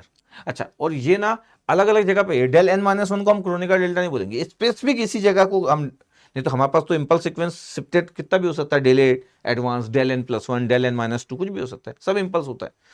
क्रोनिकल डेल्टा जब हम बोलते हैं तो सिर्फ n इक्वल टू 0 पे स्पेशली सिर्फ डेल n को हम ऐसा बोलते हैं। तो देर कोई बहुत बड़ी बात नहीं है, डेफिनेशन लिखा हुआ था आपके लिए, नया टर्म था, कोई अगर नहीं सुना होगा तो क्रोनिकल डेल्टा आपके पास लिखा रहता है। Also known as unit sample और क्रोनिकल डेल्टा दिख रहा है आपके पास, इसलिए जस्ट नोट करके लिख लिया। EAC 2004 का क्वेश्चन था, to which one of the following difference equation the impulse response HN equal to del n plus two minus del n minus two corresponds. बोला है कि कौन सा आपके पास जो होगा डिफरेंस इक्वेशन होगा जो इम्पल्स रिस्पॉन्स HN आपके पास ये लिखा है। अब देखो आपके पास अगर ये इम्पल्स रिस्पॉन्स आपके पास ये लिखा है, इसका मतलब ये हुआ कि ये इम्पल्स रिस्पॉन्स है। अब आउटपुट आपके पास अगर आपको निकालना है तो आउटपुट क्या निकालोगे, अगर आपके पास ये दिया है तो हमेशा क्या होता है, एकदम क्लियर रहना चाहिए कि सर मैं, अच्छा EAC वगैरह में तो बहुत अच्छे से लिखते भी नहीं कि डिस्क्रीट LTI सिस्टम है, मतलब IIT के प्रोफेसर तो लिखते भी है ये H ऑफ n, ये X ऑफ n और ये Y ऑफ n। तो Y ऑफ n क्या हो गया, X of n convolution with H of n, ऐसे होता है। यस, अब H ऑफ n की वैल्यू तो दी हुई है, H ऑफ n की वैल्यू तो दी हुई है, तो Y ऑफ n क्या होगा sir, X of n convolution with H of n की वैल्यू क्या है, del n plus two minus del n minus two. सोचो आप कन्वॉल्यूशन परफॉर्म कर रहे हो तो X N convolution with del n plus two, इसमें कोई इशू नहीं, ये तो हम प्रॉपर्टी पढ़ के आते हैं तो हमको पता ही है, minus X N del n minus two, del n minus two, ये डिस्ट्रीब्यूटिव प्रॉपर्टी। तो ये था आपको पहले डिस्ट्रीब्यूटिव प्रॉपर्टी लगा दी अपन। अब मैं बोलूंगा कि क्या होगा तो वाइन की वैल्यू आ जाएगी, वाइन की वैल्यू कितना आ जाएगा, जो इम्पल्स का जो है आपके पास वो इसमें आ जाएगा, तो एक्स एन प्लस टू आ जाएगा, और फिर ये कितना आ जाएगा एक्स एन माइनस टू। ये जब हम आंसर लिखने गए तो ये लिखा नहीं था मेरे पास, वाइन की वैल्यू ये लिखा नहीं था, ये X N plus two plus X N minus two था, जबकि हमारा आंसर आ रहा है x N plus two minus X N minus two, इतना आंसर आ रहा, तो सेम नहीं आ रहा था। अगर मैं बोल दूँ कि मैं इसमें एन की जगह एन माइनस टू पुट कर दूँ, पुट कर सकते हैं हम, N is equal to N minus two, dummy variable और कुछ भी हो सकता है, तो एन की जगह एन माइनस टू पुट करोगे तो एन माइनस टू पुट कर दिया, एन की जगह एन की जगह एन माइनस टू पुट कर दिया, तो पता है ये वाई एन माइनस टू बन गया, तो ये कितना हो गया एक्स एन बन गया ये, और ये कितना बन गया minus X N minus four. ये चेक कर लो। तो आपको ये भी देखना है कि आपके पास जो लिखा हुआ वो क्या किस किस फॉर्मेट में लिखा है, तो Y N minus two X N minus, तो ये बी आंसर आ रहा था, ये बी आंसर। तो ऐसा हो सकता है कि सीक्वेंस को शिफ्ट करके लिखा हो, तो आपको हमेशा स्मार्ट रहना है, नहीं तो आपको लगेगा सर वाइन मेरा जो आ रहा था वो तो यहाँ दिख ही नहीं रहा है, या फिर गलती से कुछ ना कुछ जबरदस्ती वाइन निकाल दिए, ऐसा भी नहीं होना चाहिए। ये 2010 IIT गुवाहाटी का क्वेश्चन है, 2010 IIT गुवाहाटी का क्वेश्चन, और ये इलेक्ट्रॉनिक्स और IN दोनों को ही आया था। Two discrete time system with impulse response this and this are connected in cascade the overall impulse response, मतलब ये IIT के प्रोफेसर का फेवरेट पार्ट है, और ये कुछ क्वेश्चन में आपको दिख रहा है, अगर ये कैस्केड में कनेक्टेड है H1N ऐसा लिखा रहता है, और मैं पहले बता चुका हूं कि कैस्केड या सीरीज कुछ भी बोलो, ये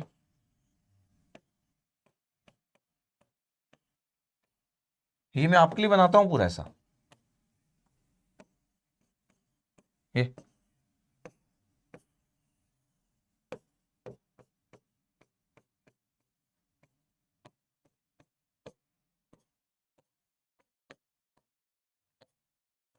थोड़ी देर पहले प्रूव किया था कि हाउ, मैं जेट ट्रांसफॉर्म लिया था ट्रांसफॉर्म फंक्शन के कंसेप्ट से। तो मैं बोल रहा हूँ कि अगर दोनों आपके पास है तो ओवरऑल इंपल्स रिस्पॉन्स क्या होगा, तो ओवरऑल इंपल्स रिस्पॉन्स क्या होगा, कुछ बात बची क्या? अगर मैं बोल दूं कि ओवरऑल इंपल्स रिस्पॉन्स क्या होगा, तो एच ऑफ एन की वैल्यू क्या बची? एच ऑफ एन की वैल्यू बच गई 10 सेकंड का भी क्वेश्चन नहीं होता, 5 सेकंड, क्योंकि दोनों में सीक्वेंस के नाम पे कुछ दिया ही नहीं है। पहले में क्या दिया पता है, डेल एन माइनस वन। तो आप इस क्वेश्चन को ना सिर्फ देख के भी आंसर लगा सकते थे, मतलब बिना लिखे भी। और ये कितना दिया, डेल एन माइनस टू। तो डेल एन माइनस वन और डेल एन माइनस टू को अगर आप कन्वर्ट कर रहे हो तो एन माइनस टू पुट कर दो एन की जगह। कितना आंसर आ गया sir, del N minus three आ गया। ये आ गया आपके पास एच ऑफ एन। तो डेल एन माइनस थ्री, ये जगह डेल एन माइनस टू और del n, yes sir, n minus three sir. तो आंसर ढूंढो सर, सी आंसर। तो देख के भी कोई बता सकता था answer del N minus three होगा ये। अच्छा, अगर मेरे को इसको जेड ट्रांसफॉर्म लिखना होता तो H of Z equal to क्या लिखता, H one Z into H two Z. H one Z क्या होता सर, जेड की पावर माइनस वन, और एच टू जेड कितना होता है, जेड की पावर माइनस टू, मतलब जेड की पावर माइनस थ्री होता। फिर मैं इनवर्स जेड ट्रांसफॉर्म निकालता, ये जेड ट्रांसफॉर्म लगा, फिर मैं इनवर्स जेड ट्रांसफॉर्म लगाता, तो एच ऑफ एन की वैल्यू कितना आता सर, जेड की पावर माइनस थ्री का answer del N minus three. तो बड़ा सिंपल है, चाहे कुछ भी करो आप। और मैं तो बोल रहा हूँ कितना सिंपल है कि आप देख के भी सिर्फ बोल सकते थे कि यार डेल एन माइनस वन और एन माइनस टू का अगर कैस्केड में कनेक्ट करोगे तो डेल एन माइनस थ्री आ जाएगा, क्योंकि आपको प्रॉपर्टी वगैरह सब कुछ पता है। ठीक है, अब ESC 2016 का एक क्वेश्चन ले रहे हैं, इंजीनियरिंग सर्विसेज 2016 का क्वेश्चन, क्वेश्चन नंबर 93 पे पहुंच चुके हैं अपन। The impulse response for the discrete time system ऐसा दिया 0.24 xn plus impulse response given है आपके पास। इम्पल्स रिस्पॉन्स अगर ये गिवन है तो yn ही hn होता है। अगर ये इम्पल्स रिस्पॉन्स गिवन है, ऐसा आपके पास गिवन है, अगर ये इम्पल्स रिस्पॉन्स गिवन है तो पता yn ही hn होता है फॉर इम्पल्स रिस्पॉन्स।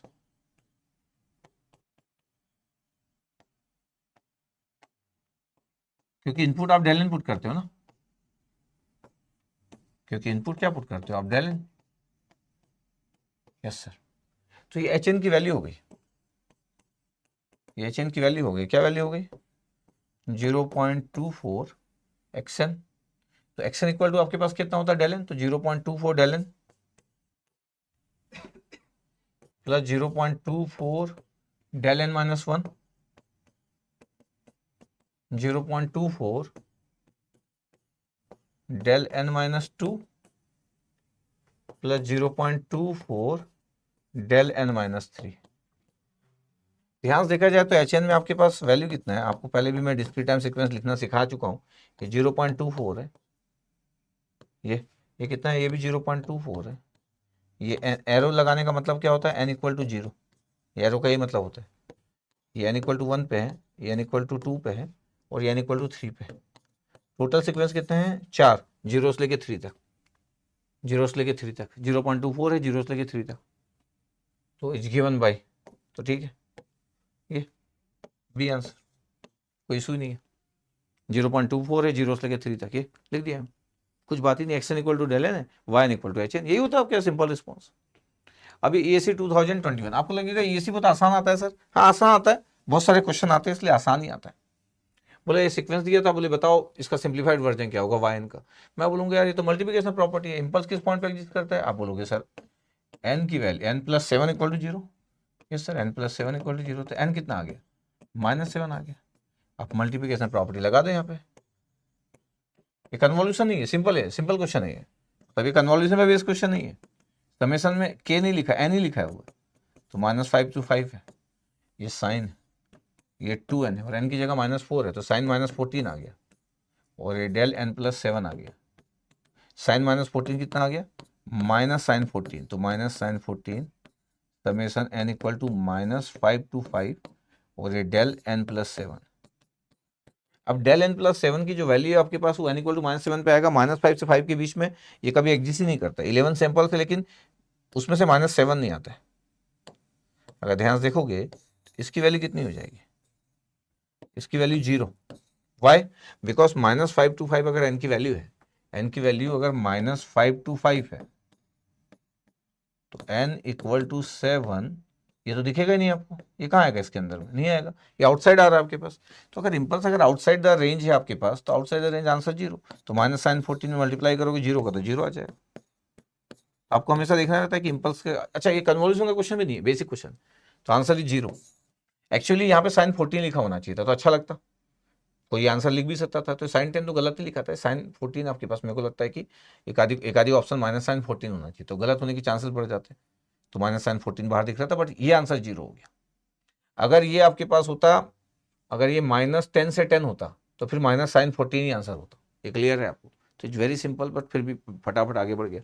दिल्ली 2004 का आपके पास एक क्वेश्चन ले रहा हूँ, जो कि इलेक्ट्रॉनिक्स और आईएन दोनों को सेम आया था 2004 में। सर सेम कैसे आ सकता है सर? अरे सेम टाइम पे पेपर होते थे, सेम टाइम पे पेपर होते थे। The impulse response HN of a linear time system ये दिया है, और आपके पास HN की वैल्यू दी है if the input of the above system is the, अच्छा इनपुट आपके पास इस सिस्टम को ये दिया e⁻j⁴ ये इनपुट दिया है, दिख रहा है आपके पास? तो इंपॉर्टेंट क्वेश्चन दिख रहा है, देखने से लग रहा है कि नहीं बनेगा, कई लोगों को तो क्वेश्चन देखने के बाद ही पता चल जाता है कि नहीं बनने वाला है। ये आपके पास HN दिया और ये इनपुट दिया और बोला आउटपुट कितना होगा, तो कन्वोल्यूशन होगा एक LTI सिस्टम में। बट HN है क्या? अब देखो HN की वैल्यू कितना है, HN देखो n = 1 और -1 पे एग्जिस्ट कर रहा है, तो HN की वैल्यू कितना है? अगर मैं बोलूँ HN की वैल्यू देखो -2 2 -2 -1 1 और 2 कर लो, 0, बाकी सब जगह 0, 4 ही सिंपल है। -2 पे आपके पास वैल्यू कितना है? 4√2, तो 4√2 del n + 2, del n + 2, पता है ये -2 वाला हो गया ये। फिर आपके पास -1 वाला होगा, -2√2 del n + 1, ये -1 वाला। फिर 1 वाला, 0 वाला तो है नहीं, फिर -2√2 del n - 1, और ये कौन सा पता है? ये n की वैल्यू 1 वाला है, और फिर लास्ट वाला वैल्यू आपके पास कितना हो गया? 4√2, ये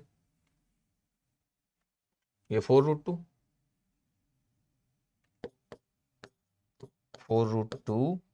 del n - 2,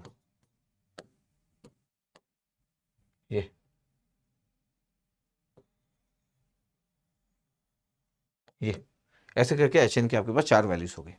अब XN तो ये है, तो YN = होता क्या है? बोले YN = होता है sir XN convolution with del n, ये होता है, मतलब XN convolution with HN, XN convolution with HN। अब e⁻j क्या लिखा था XN की वैल्यू? e⁻j⁴ πn/4 था, कन्वोल्यूशन विद HN। HN क्या है बता आपके पास? इतने सारे samples, 4√2 del n + 2 -2√2 del n + 1, फिर -2√2 del n - 1 + 4√2 del n - 2, total 4 samples है मेरे पास। अब कन्वोल्यूशन परफॉर्म करूंगा। जब मैं इम्पल्स के साथ कन्वोल्यूशन परफॉर्म करता हूं तो मेरे को स्मार्टली तो हैंडल करते आना चाहिए।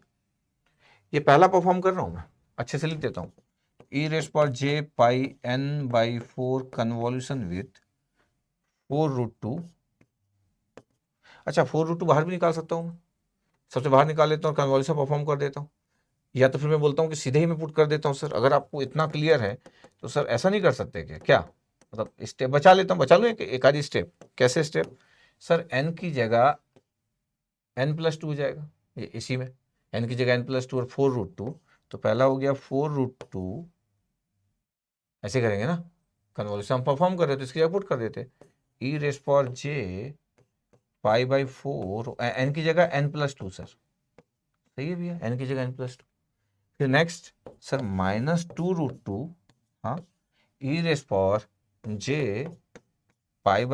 और n की जगह n + 1, यस। फिर -2√2 e⁻j⁴, हाँ, और n की जगह n - 1, फिर 4√2 e⁻j⁴ और n की जगह n - 2, ये आ गया y n की वैल्यू। अगर मैं j⁴ बाहर ले लूँ और 4√2 बाहर ले लूँ तो, हाँ बिल्कुल ऐसा कर सकते हो। yn की वैल्यू देखो 4√2 बाहर ले रहा हूँ और e⁻j⁴ बाहर ले रहा हूँ, तो थोड़ा सा मेरे को स्मार्ट तो होना पड़ेगा। पहले में से तो बाहर आ गया, πn/4 आ गया, क्या बचा? बता, e⁻j⁴ × 2, तो e⁻j⁴ 2 बचा, e की पावर j पाई बाई 2 बचा। ठीक है, ध्यान देखना। दूसरे में क्या आ गया, 4√2 बाहर ले लिए, ये तो -2 था सर, तो 1/2 आ जाएगा, तो -1/2 आ जाएगा, तभी तो देखो, हाँ -1/2 आ जाएगा। और ये e की पावर पाई n बाई 4 बाहर ले ली, तो e की पावर j, सर e की पावर j पाई बाई 4 बचा। ठीक है, थर्ड यहाँ पे -1/2, जैसे यहाँ पे -1/2, e की पावर कितना बचा सर, पाई n बाई 4, तो e की पावर -j पाई बाई 4 बचा, e की पावर -j पाई बाई 4, फिर प्लस e की पावर -j पाई बाई 2, ये ब्रैकेट। अब ध्यान देखना, ये 4√2 e की power j pi n by 4 तो बाहर है, e की पावर j पाई बाई 2 कितना होता है, cos pi by 2 plus j sin pi by 2 cos pi by 2, तो 0 प्लस j -1/2 है, ये बचेगा 1/√2 प्लस j बाई √2। ठीक है, फिर ये सर -1/2, ये 1/√2 माइनस j बाई √2, फिर ये cos पाई बाई 2, तो 0 माइनस j। ध्यान से अगर मैं बोलूं कि क्या हो रहा, तो ये plus j minus j cancel out हो गया, -1/2 -1/2 हो गया। इसका मतलब है कि ये वाला टर्म कैंसिल आउट हो रहा है, ये देखो, ये वाला टर्म इस वाले टर्म से, तो क्या बचा पता है, 4√2 e raise power j pi n by 4 bracket में क्या बचा, -1/2 और -1/√2, क्या बचा आपके पास, बोले बचा है कि बोले डबल हो गया, तो 2 का मल्टीप्लाई कर दो, -1/2 इंटू 2 -1/√2 बचा बस। सर कैसे, -1/2 और -1/2 ऐड कर दिए तो -1 हो गया, 1/√2 के साथ तो माइनस, ये √2 कैंसिल आउट हो गया।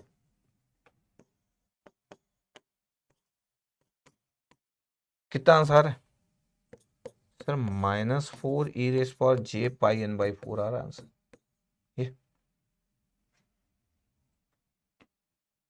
-4 e raise power minus j pi n by 4, option देखो, डी आंसर दिल्ली जी।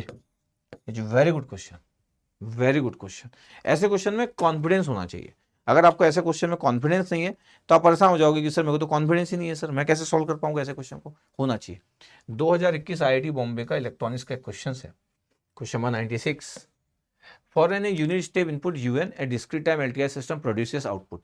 बोल रहा है कि इनपुट यूएन है, उसके लिए आउटपुट ये प्रोड्यूस कर रहा है, फिर बोल रहा है कि YN be the output of the system for the input, मतलब एक इनपुट दिया उसके लिए आउटपुट दिया, फिर बोला फिर से मैं एक इनपुट दे रहा हूं उसके लिए आउटपुट बताओ और उसमें भी वैल्यू y0 की बताओ। वेरी गुड क्वेश्चन, बहुत सही क्वेश्चन है, तो अगेन वेरी गुड क्वेश्चन। क्यों, क्योंकि आपको क्वेश्चन समझना पड़ेगा कि आपके पास, अच्छा इधर क्यों आ गया मैं, यहाँ पे आपके पास उसके लास्ट क्वेश्चन होगा मेरे अंदाज से, इधर दिया ना एक आधी क्वेश्चन, यस सर, उसके बाद हाँ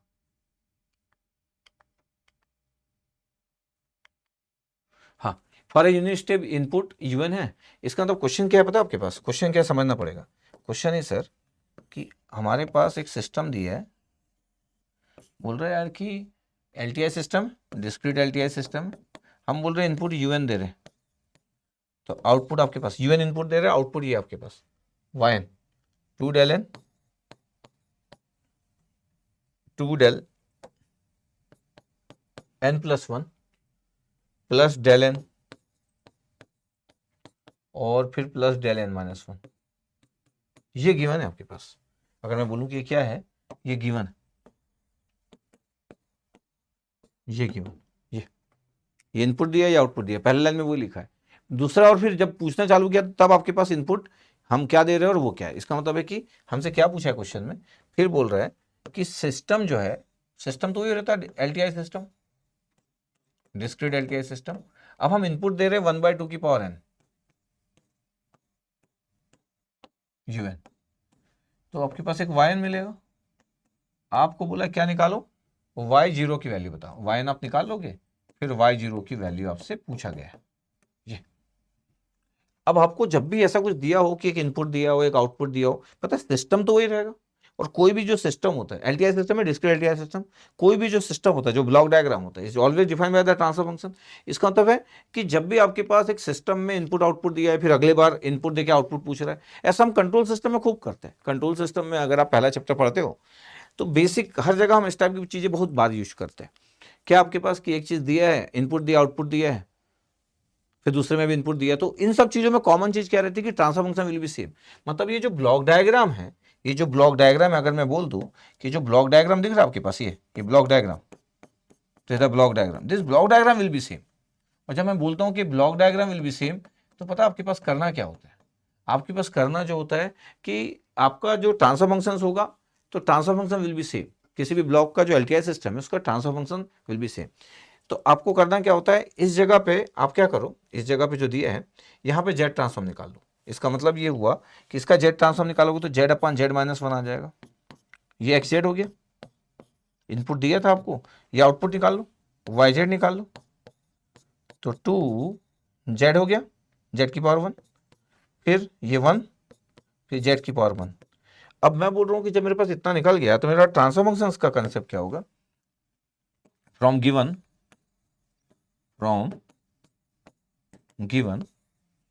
H of Z equal to क्या होने वाला है, Y of Z upon X of Z. Is very good question, ध्यान से देखिएगा, Y of Z upon X of Z. जो ट्रांसफर फंक्शन है वो निकाल रहे हैं अपन, जो भी डेटा गिवन था। वाई जेड की वैल्यू कितनी है, two Z plus one plus Z inverse upon ये कितना एक्स जेड की value sir, Z upon Z minus one, Z upon Z minus one.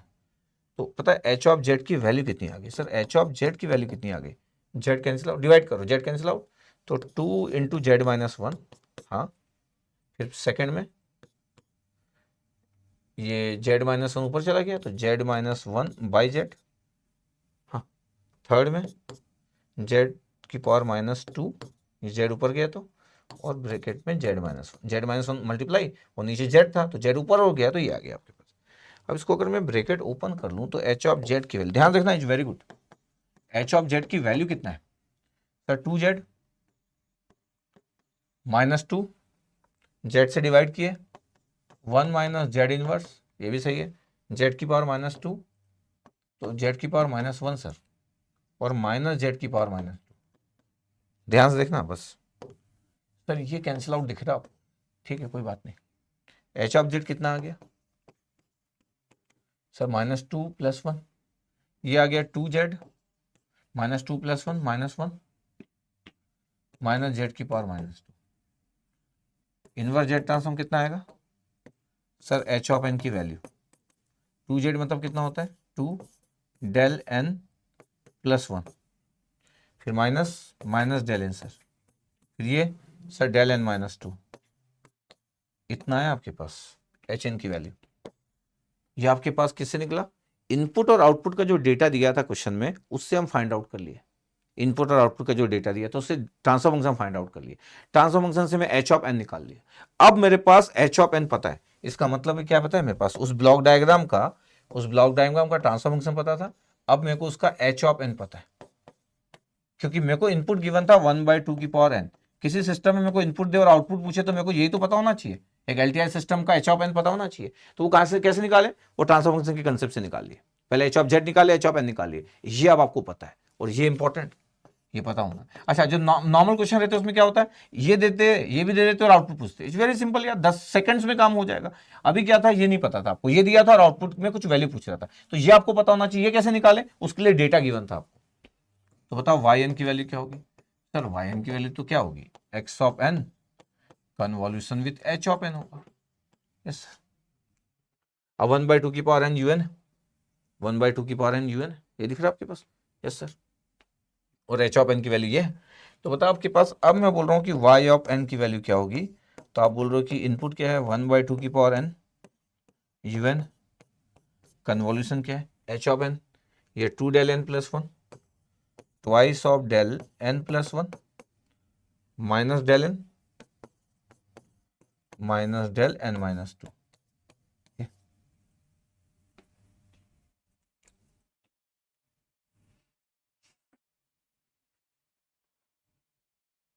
इतना दिख रहा है आपके पास, यस सर। अब देखना, अब मैं कन्वर्ट कर रहा हूं, तो वाई एन की वैल्यू क्या होगी, टू वन बाई टू की पावर एन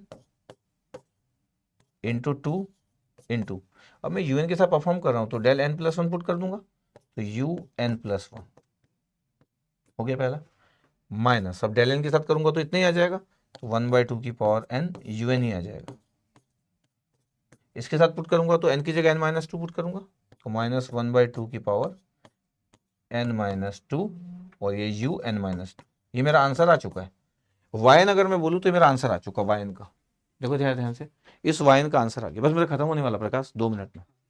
तो yn की वैल्यू आपके पास ये हमारे पास आंसर आ गया। अब मेरे से पूछा क्या गया ये देखना जरूरी है, क्या पूछा गया था मेरे से, सर मेरे से पूछा गया था y0, तो न्यूमेरिकल आंसर टाइप बन गया, y0 की वैल्यू में से पूछा गया, ये yn तो मैं निकाल भी लिया। अब y0 अगर निकालना है तो पता है un प्लस वन कहाँ होता है, n इक्वल टू -1 के बाद डिफाइंड होता है, un प्लस वन क्या होता है, un प्लस वन, un भी n इक्वल टू 0 पर डिफाइंड होता है। ये आपके पास वैल्यू कहाँ से कहाँ तक होती है, n ग्रेटर देन -1, तो यहाँ पे आपके पास 0 आएगा। यहाँ पे क्या होता है, ये n ग्रेटर देन, ये greater than equal to -1, greater than equal to 0, यहाँ पे भी आएगा 0, और यहाँ पे क्या होगा n greater than equal to 2। तो आपको क्लियर रहना चाहिए कि यहाँ पुट करने की जरूरत ही नहीं है मेरे को, यहाँ पुट करने की जरूरत ही नहीं है मेरे को, ये काम का चीज़ है, ये मेरे काम का चीज़ है। वैसे अगर आपको पुट करना है आपके पास तो पूरा ही पुट कर लो, n की जगह 0 पुट कर लो आंसर। अगर आपको बिना सोचे समझे पुट करना है तो y0 पुट कर लिया, n की जगह 0, क्या हुआ, n की जगह 0 पुट किया, 1/2 की पावर 0, किसी की पावर भी 0 कितना होता है, 1 होता है, फिर कितना था, 2 था, और un प्लस 1 था आपके पास, n की जगह 0, un प्लस 1, तो u0 हो गया, n की जगह n प्लस 1 पुट किए थे ना अपन, n की जगह n प्लस 1, तो ये n प्लस 1 था यार, यहाँ पे n प्लस 1 नहीं लिखे क्या अपन, n की जगह जब मैं कन्वर्ट किया तो ये n प्लस 1 था ये, हाँ n प्लस 1 था, तो ये पुट किया तो 0 प्लस 1, ठीक है, ये 2 u0, फिर कितना था -1/2 की पावर 0 u0, फिर -1/2 की पावर 0 -2, और ये कितना था u ऑफ -2, तो दिस वैल्यू 0, u ऑफ -2 तो 0 होता है, u0 1 होता है, ये कितना बचा 1/2 की पावर 1, तो 1/2 बचा, ये 2 बचा, u0 कितना होता है, u0 1, फिर उधर -1/2 की पावर 0 1, और u0 कितना होता है, 1 होता है, ऐसे होगा आपके पास, u1 था ना आपके पास, n0 पुट किया तो ये u1 था, इट्स ओके, u1 था, तो भी कोई इशू नहीं, u0 u1 सब 1 होते हैं, -2 इज 0, इसलिए मैं पहले बोल दिया था कि वाला टर्म तो आएगा ही नहीं, क्योंकि n-2 मतलब होता है 2 के बाद डिफाइंड होना, n इक्वल टू 0 पर तो डिफाइंड होगा नहीं। फिर हम देखें कि आ कितना रहा है, 1/2 इंटू 2 कितना रहा है, 1, -1 इंटू 1 0, तो ये y0 की वैल्यू 0 आ गई। ऐसे में कई बार डाउट होता है कि कुछ मिस्टेक तो नहीं हो गया, हाँ मतलब मिस्टेक होने से आंसर गलत आ जाता है। अच्छा कभी कभी आप इस बात का ध्यान दें कि सपोज करो क्वेश्चन आपसे बनता ही नहीं एग्जाम में, आपको नहीं आता इतना, और न्यूमेरिकल आंसर टाइप है, तो मैं आपको बोला हूँ कि देखो न्यूमेरिकल आंसर टाइप में माइनस मार्किंग तो होती नहीं, तो आपको करना क्या है, आपको हमेशा 0 पुट कर देना है। सर कैसे 0, अरे जब आपको आता ही नहीं था क्वेश्चन, छोड़ के कैसे भी छोड़ते इस क्वेश्चन को, तो 5 से 8%, 5 से 10% चांस है कि आपका आंसर सही हो सकता है, क्योंकि बहुत सारे क्वेश्चन के आंसर 0 होते हैं। इसका मतलब नहीं कि बिना सोचे समझे 0 लगा दिया, आपको आता ही नहीं था और माइनस मार्किंग है भी नहीं, और आप छोड़ के वैसे भी जाते क्योंकि आपसे बन नहीं रहा था, तो आप 0 डाल के आगे बढ़ जाओ। हो सकता है 8 से 10% आपके एक आधी बार ऐसा हो जाए, ऐसा 5-6 जगह करोगे तो एक जगह सही भी हो सकता है, क्योंकि वो आपको आता नहीं था। ठीक है, याद रखना इस बात को। तो बहुत ही अच्छा क्वेश्चन था कि आपको इनपुट दिया था, आउटपुट दिया था, फिर आपको बाद में इनपुट दिया था और फिर पूछ रहा था आउटपुट क्या होगा करके, तो फिर मैं ट्रांसफॉर्म से निकालिए। ऐसा ही आपके पास आज का लास्ट क्वेश्चन कर रहे हैं अपन, एक इनपुट आउटपुट रिलेशनशिप दिया है, इनपुट दिया और आउटपुट दिया, और देखो ये एच लिखा है ब्रैकेट में, मतलब ये एच ऑफ एन हुआ, अगर ध्यान से देखा जाए कि सर ब्रैकेट में क्या लिखा है, तो ये एच ऑफ एन है आपके पास, ये ब्रैकेट, ये इनपुट दिया आपके पास, इज द इनपुट, ये दिख रहा है n इक्वल टू 0 पे दिया, इसका मतलब ये डेल एन दिया है, और ये आउटपुट आपके पास दिख ही रहा हो। फिर बोला है कि फॉर एन इनपुट, ये इनपुट दे रहा है आपके पास, ये इनपुट दे रहा है, और फिर बोला था peak value of output, output का पीक वैल्यू चाहिए, maximum value of output when xn is pass through H, अगर ये एक्सएन जो होगा इससे पास होगा, मतलब सिस्टम तो वही रहेगा। इसका मतलब क्वेश्चन वही, फिर से वैसा ही क्वेश्चन है, 2021 का ये क्वेश्चन आपके पास, और फिर से सेम क्वेश्चन। इसका मतलब है कि भाई साहब ये आपके पास एच एन हुआ, ये आपके पास एक्सएन हुआ जिसकी वैल्यू डेल एन है, ये, और पता है ये वाई एन हुआ जिसकी वैल्यू क्या है पता है, ये वैल्यू कितना है, 0 पे है तो एक डेल एन आया, फिर 1 पे मैग्नीट्यूड 2 है तो 2 डेल एन माइनस 1 आया, फिर 2 पे 1 आ रहा है तो डेल एन माइनस 2 आया। इसका मतलब है ये आउटपुट दिया आपके पास है फिगर के फॉर्म में, ये इनपुट दिया है सिर्फ डेल एन इक्वल टू 0 पे। इसका लाप्लास कितना होगा, इसका लाप्लास एक्स जेड का, एक्स जेड की वैल्यू 1 हो जाएगी, और एच एन का लाप्लास एच ऑफ जेड आ जाएगा, वाई एन का लाप्लास वाई ऑफ जेड आ जाएगा। ये कितना आ जाएगा 1 plus 2 Z inverse plus Z minus 2। ये वाई जेड आ गया, एक्स जेड आ गया। कंसेप्ट क्या होता है सर, कंसेप्ट आप बोले थे कि एच ऑफ जेड पे फोकस करना कि Y of Z upon X of Z transfer function will be same. ये तो एक्स जेड तो 1 है सर, तो आपके पास जब आप इनपुट इंपल्स देते हो तो आप इस आउटपुट को ही एच एन लिख सकते हो कि देखो ना एक्स जेड 1 है तो देखो वाई जेड हो गया। यही तो इंपल्स का कंसेप्ट होता है कि इनवर्स लाप्लास निकालोगे तो H of N equal to Y of N आएगा। मतलब इतना करने की जरूरत ही नहीं थी। कंसेप्ट क्या बोलता है कि जब किसी जगह क्वेश्चन में अगर आपको इनपुट इंपल्स दिया है तो जो आउटपुट दिया उसको आप एच एन लिख सकते हो। इसका मतलब एच एन आपको पता था डायरेक्ट ही, इसका मतलब इसको मैं डायरेक्ट भी बोल सकता था कि ये पूरा का पूरा जो है ये एच एन, ये पूरा का पूरा एच एन डायरेक्टली ये। तो एच एन को आप Y N equal to H N लिख सकते हैं डायरेक्टली, यस। क्यों, क्योंकि इनपुट इंपल्स है ये, ठीक है सर। अब मैं बोल रहा हूं कि मेरे पास अगर ये है तो ये आपके पास एच एन की वैल्यू आपके पास डेल एन प्लस ये Y N equal to H N. फिर से आप उस सेम सिस्टम में इनपुट क्या दे रहे हो, ये वाला इनपुट दे रहे हो, ये एन इक्वल टू 0 पे ये इनपुट दे रहे हो आप एक्सन। इस एक्सन की वैल्यू कितना है, इस एक्सन की वैल्यू कितना है, इस एक्सन की वैल्यू है डेल एन इक्वल टू 0 पे और फिर 1 पे 2 डेल एन माइनस 1, इतना है, इतना दिखा आपके पास। इसका मतलब क्या हुआ पता है, इसका मतलब ये हुआ कि मेरे पास एक सिस्टम है जिसमें आपके पास ये एच एन डायरेक्टली मिल गया था मेरे को, और एक इनपुट एक्शन अभी मैं दे रहा हूं फिगर के फॉर्म में था इस बार, डेल एन और 2 डेल एन माइनस 1, ये तो फिगर के फॉर्म में है तो लिख लिया अपन, और एच एन आप निकाल चुके थे, और ये आपके पास वाई एन है। अब वाई एन अब जब आप निकाल लोगे तो बोल रहा है कि वाई एन की मैक्सिमम वैल्यू कितनी होगी, तो आपको बताना है कि मैक्सिमम वैल्यू कितनी होगी करके पूछा था, तो देखेंगे मैक्सिमम वैल्यू कितनी होगी। अब मेरे को अगर पता है कि यार मेरे को आउटपुट निकालना है, इनपुट मेरे को दिया है, और ये कैसे निकालेंगे, तो ये आपका जेड ट्रांसफॉर्म से निकल सकता था, ट्रांसफॉर्मेशन से निकल सकता था, लेकिन ये डायरेक्ट क्यों लिख लिया, क्योंकि इनपुट इंपल्स था एग्जैक्टली इसलिए। तो अब क्या हो गया सर, वाई एन की वैल्यू हो गई X N convolution with H N. ये इसका मतलब है कि ये तो बहुत ही अच्छा क्वेश्चन हो गया sir, yes again very good question, basic but very good question. इसका मतलब सीधे सीधे इसका और इसका कन्वॉल्यूशन करने वाले थे अपन। अच्छा, कई लोग तो ये भी बोल सकते हैं कि सर हमको तो सर टेबुलेशन मेथड आता है सर, लोअर लिमिट आता है सर, ये 0 पे रहेगा आपके पास, और फटाफट इसी को कर सकते थे। लेकिन मैं भी टेबुलेशन मेथड पढ़ाया कि नहीं पढ़ाया, अगली क्लास में टेबुलेशन मेथड भी पढ़ाऊंगा कन्वॉल्यूशन का, तो अपने पास और पावर बढ़ जाएगी जो कंटिन्यूअस टाइम डोमेन में नहीं था अपने पास, तो देखते जाइएगा। तो अभी तक तो नहीं पढ़ा रहा हूँ तो ठीक है, इट्स ओके। अब मेरे पास इन दोनों का कन्वॉल्यूशन परफॉर्म करना है, कोई सुनिए मैं इंपल्स को बहुत अच्छे से तो यूज करना जानता ही हूँ, तो अब इन दोनों का कन्वॉल्यूशन हम परफॉर्म करने वाले हैं। तो अब कन्वॉल्यूशन परफॉर्म कर लेते हैं लास्ट पेज कि सर मेरे पास है वाई एन जो मैं निकालने वाला हूं, और इनपुट क्या है मेरे पास, डेल एन और 2 del N plus 2 del N minus 1, ये इनपुट था, ये इनपुट था, और कन्वॉल्यूशन करना है मेरे को एच एन के साथ। क्या है H N sir, H N है sir del N plus 2 del N minus 1, हाँ चेक कर लेते, डेल एन था 2 डेल एन माइनस 1 था, प्लस डेल एन माइनस 2 था, प्लस डेल एन माइनस 2 था, इतने का मेरे को फाइंड आउट करना है, यस सर। अब सोचो, एक के साथ 3 आएगा, दूसरे के साथ 3 आएगा, टोटल 6 टर्म आएंगे, तो मैं डायरेक्ट लिखूं डेल एन का कन्वॉल्यूशन डेल एन के साथ डेल एन आएगा, डेल एन का कन्वॉल्यूशन 2 डेल एन माइनस 1 के साथ तो 2 डेल एन माइनस 1 आएगा, डेल एन का कन्वॉल्यूशन डेल एन माइनस 2 के साथ तो डेल एन माइनस 2 आएगा, आया यस। 2 डेल एन माइनस 1 का डेल एन के साथ तो 2 डेल एन माइनस 1 ही आएगा, फिर 2 डेल एन माइनस 1 का 2 डेल एन माइनस 1 के साथ तो 4 डेल एन माइनस 2 आ जाएगा, क्योंकि एन की जगह एन माइनस 1 पुट करेंगे। 2 डेल एन माइनस 1 का तो 2 डेल एन माइनस 1 पुट करो तो एन माइनस 3 आ जाएगा, ये आपके पास आ गया। इसका तो ध्यान से देखा जाए तो एक आ गया डेल एन, और 2 डेल एन माइनस 1 ये था आपके पास, 2 डेल एन माइनस 1 था ये, तो कितना आ गया आपके पास 4 डेल एन माइनस 1, तो 4 डेल एन माइनस 1, फिर डेल एन माइनस 2 कितना आ गया 5 डेल एन माइनस 2, फिर 2 डेल एन माइनस 3 आ गया, ये इतना आंसर आ चुका मेरे पास वाई एन की वैल्यू। अगर मैं सीक्वेंस वाइज जाऊं वाई एन की वैल्यू, तो पता है एन इक्वल टू 0 पे कितना आ रहा है 1 आ रहा है, एन इक्वल टू 1 पे कितना आ रहा है 4 आ रहा है, एन इक्वल टू 2 पे कितना आ रहा है 5 आ रहा है, n इक्वल टू 3 पे कितना आ रहा है, 2 आ रहा है, ये एरो।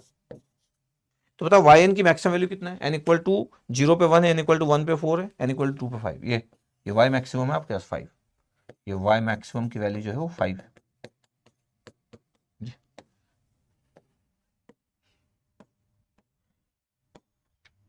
आप फिगर भी बना सकते थे, आपको वैल्यू चाहिए था तो वैल्यू तो बता दिया। 0 पे कितना था, 1 वैल्यू था सर, 0 पे 1 वैल्यू था, यस सर। फिर 4 वैल्यू था, ये 1 पे 4 वैल्यू था। फिर 2 पे कितना था, 2 पे सर 5 वैल्यू था। और 3 पे 2 था।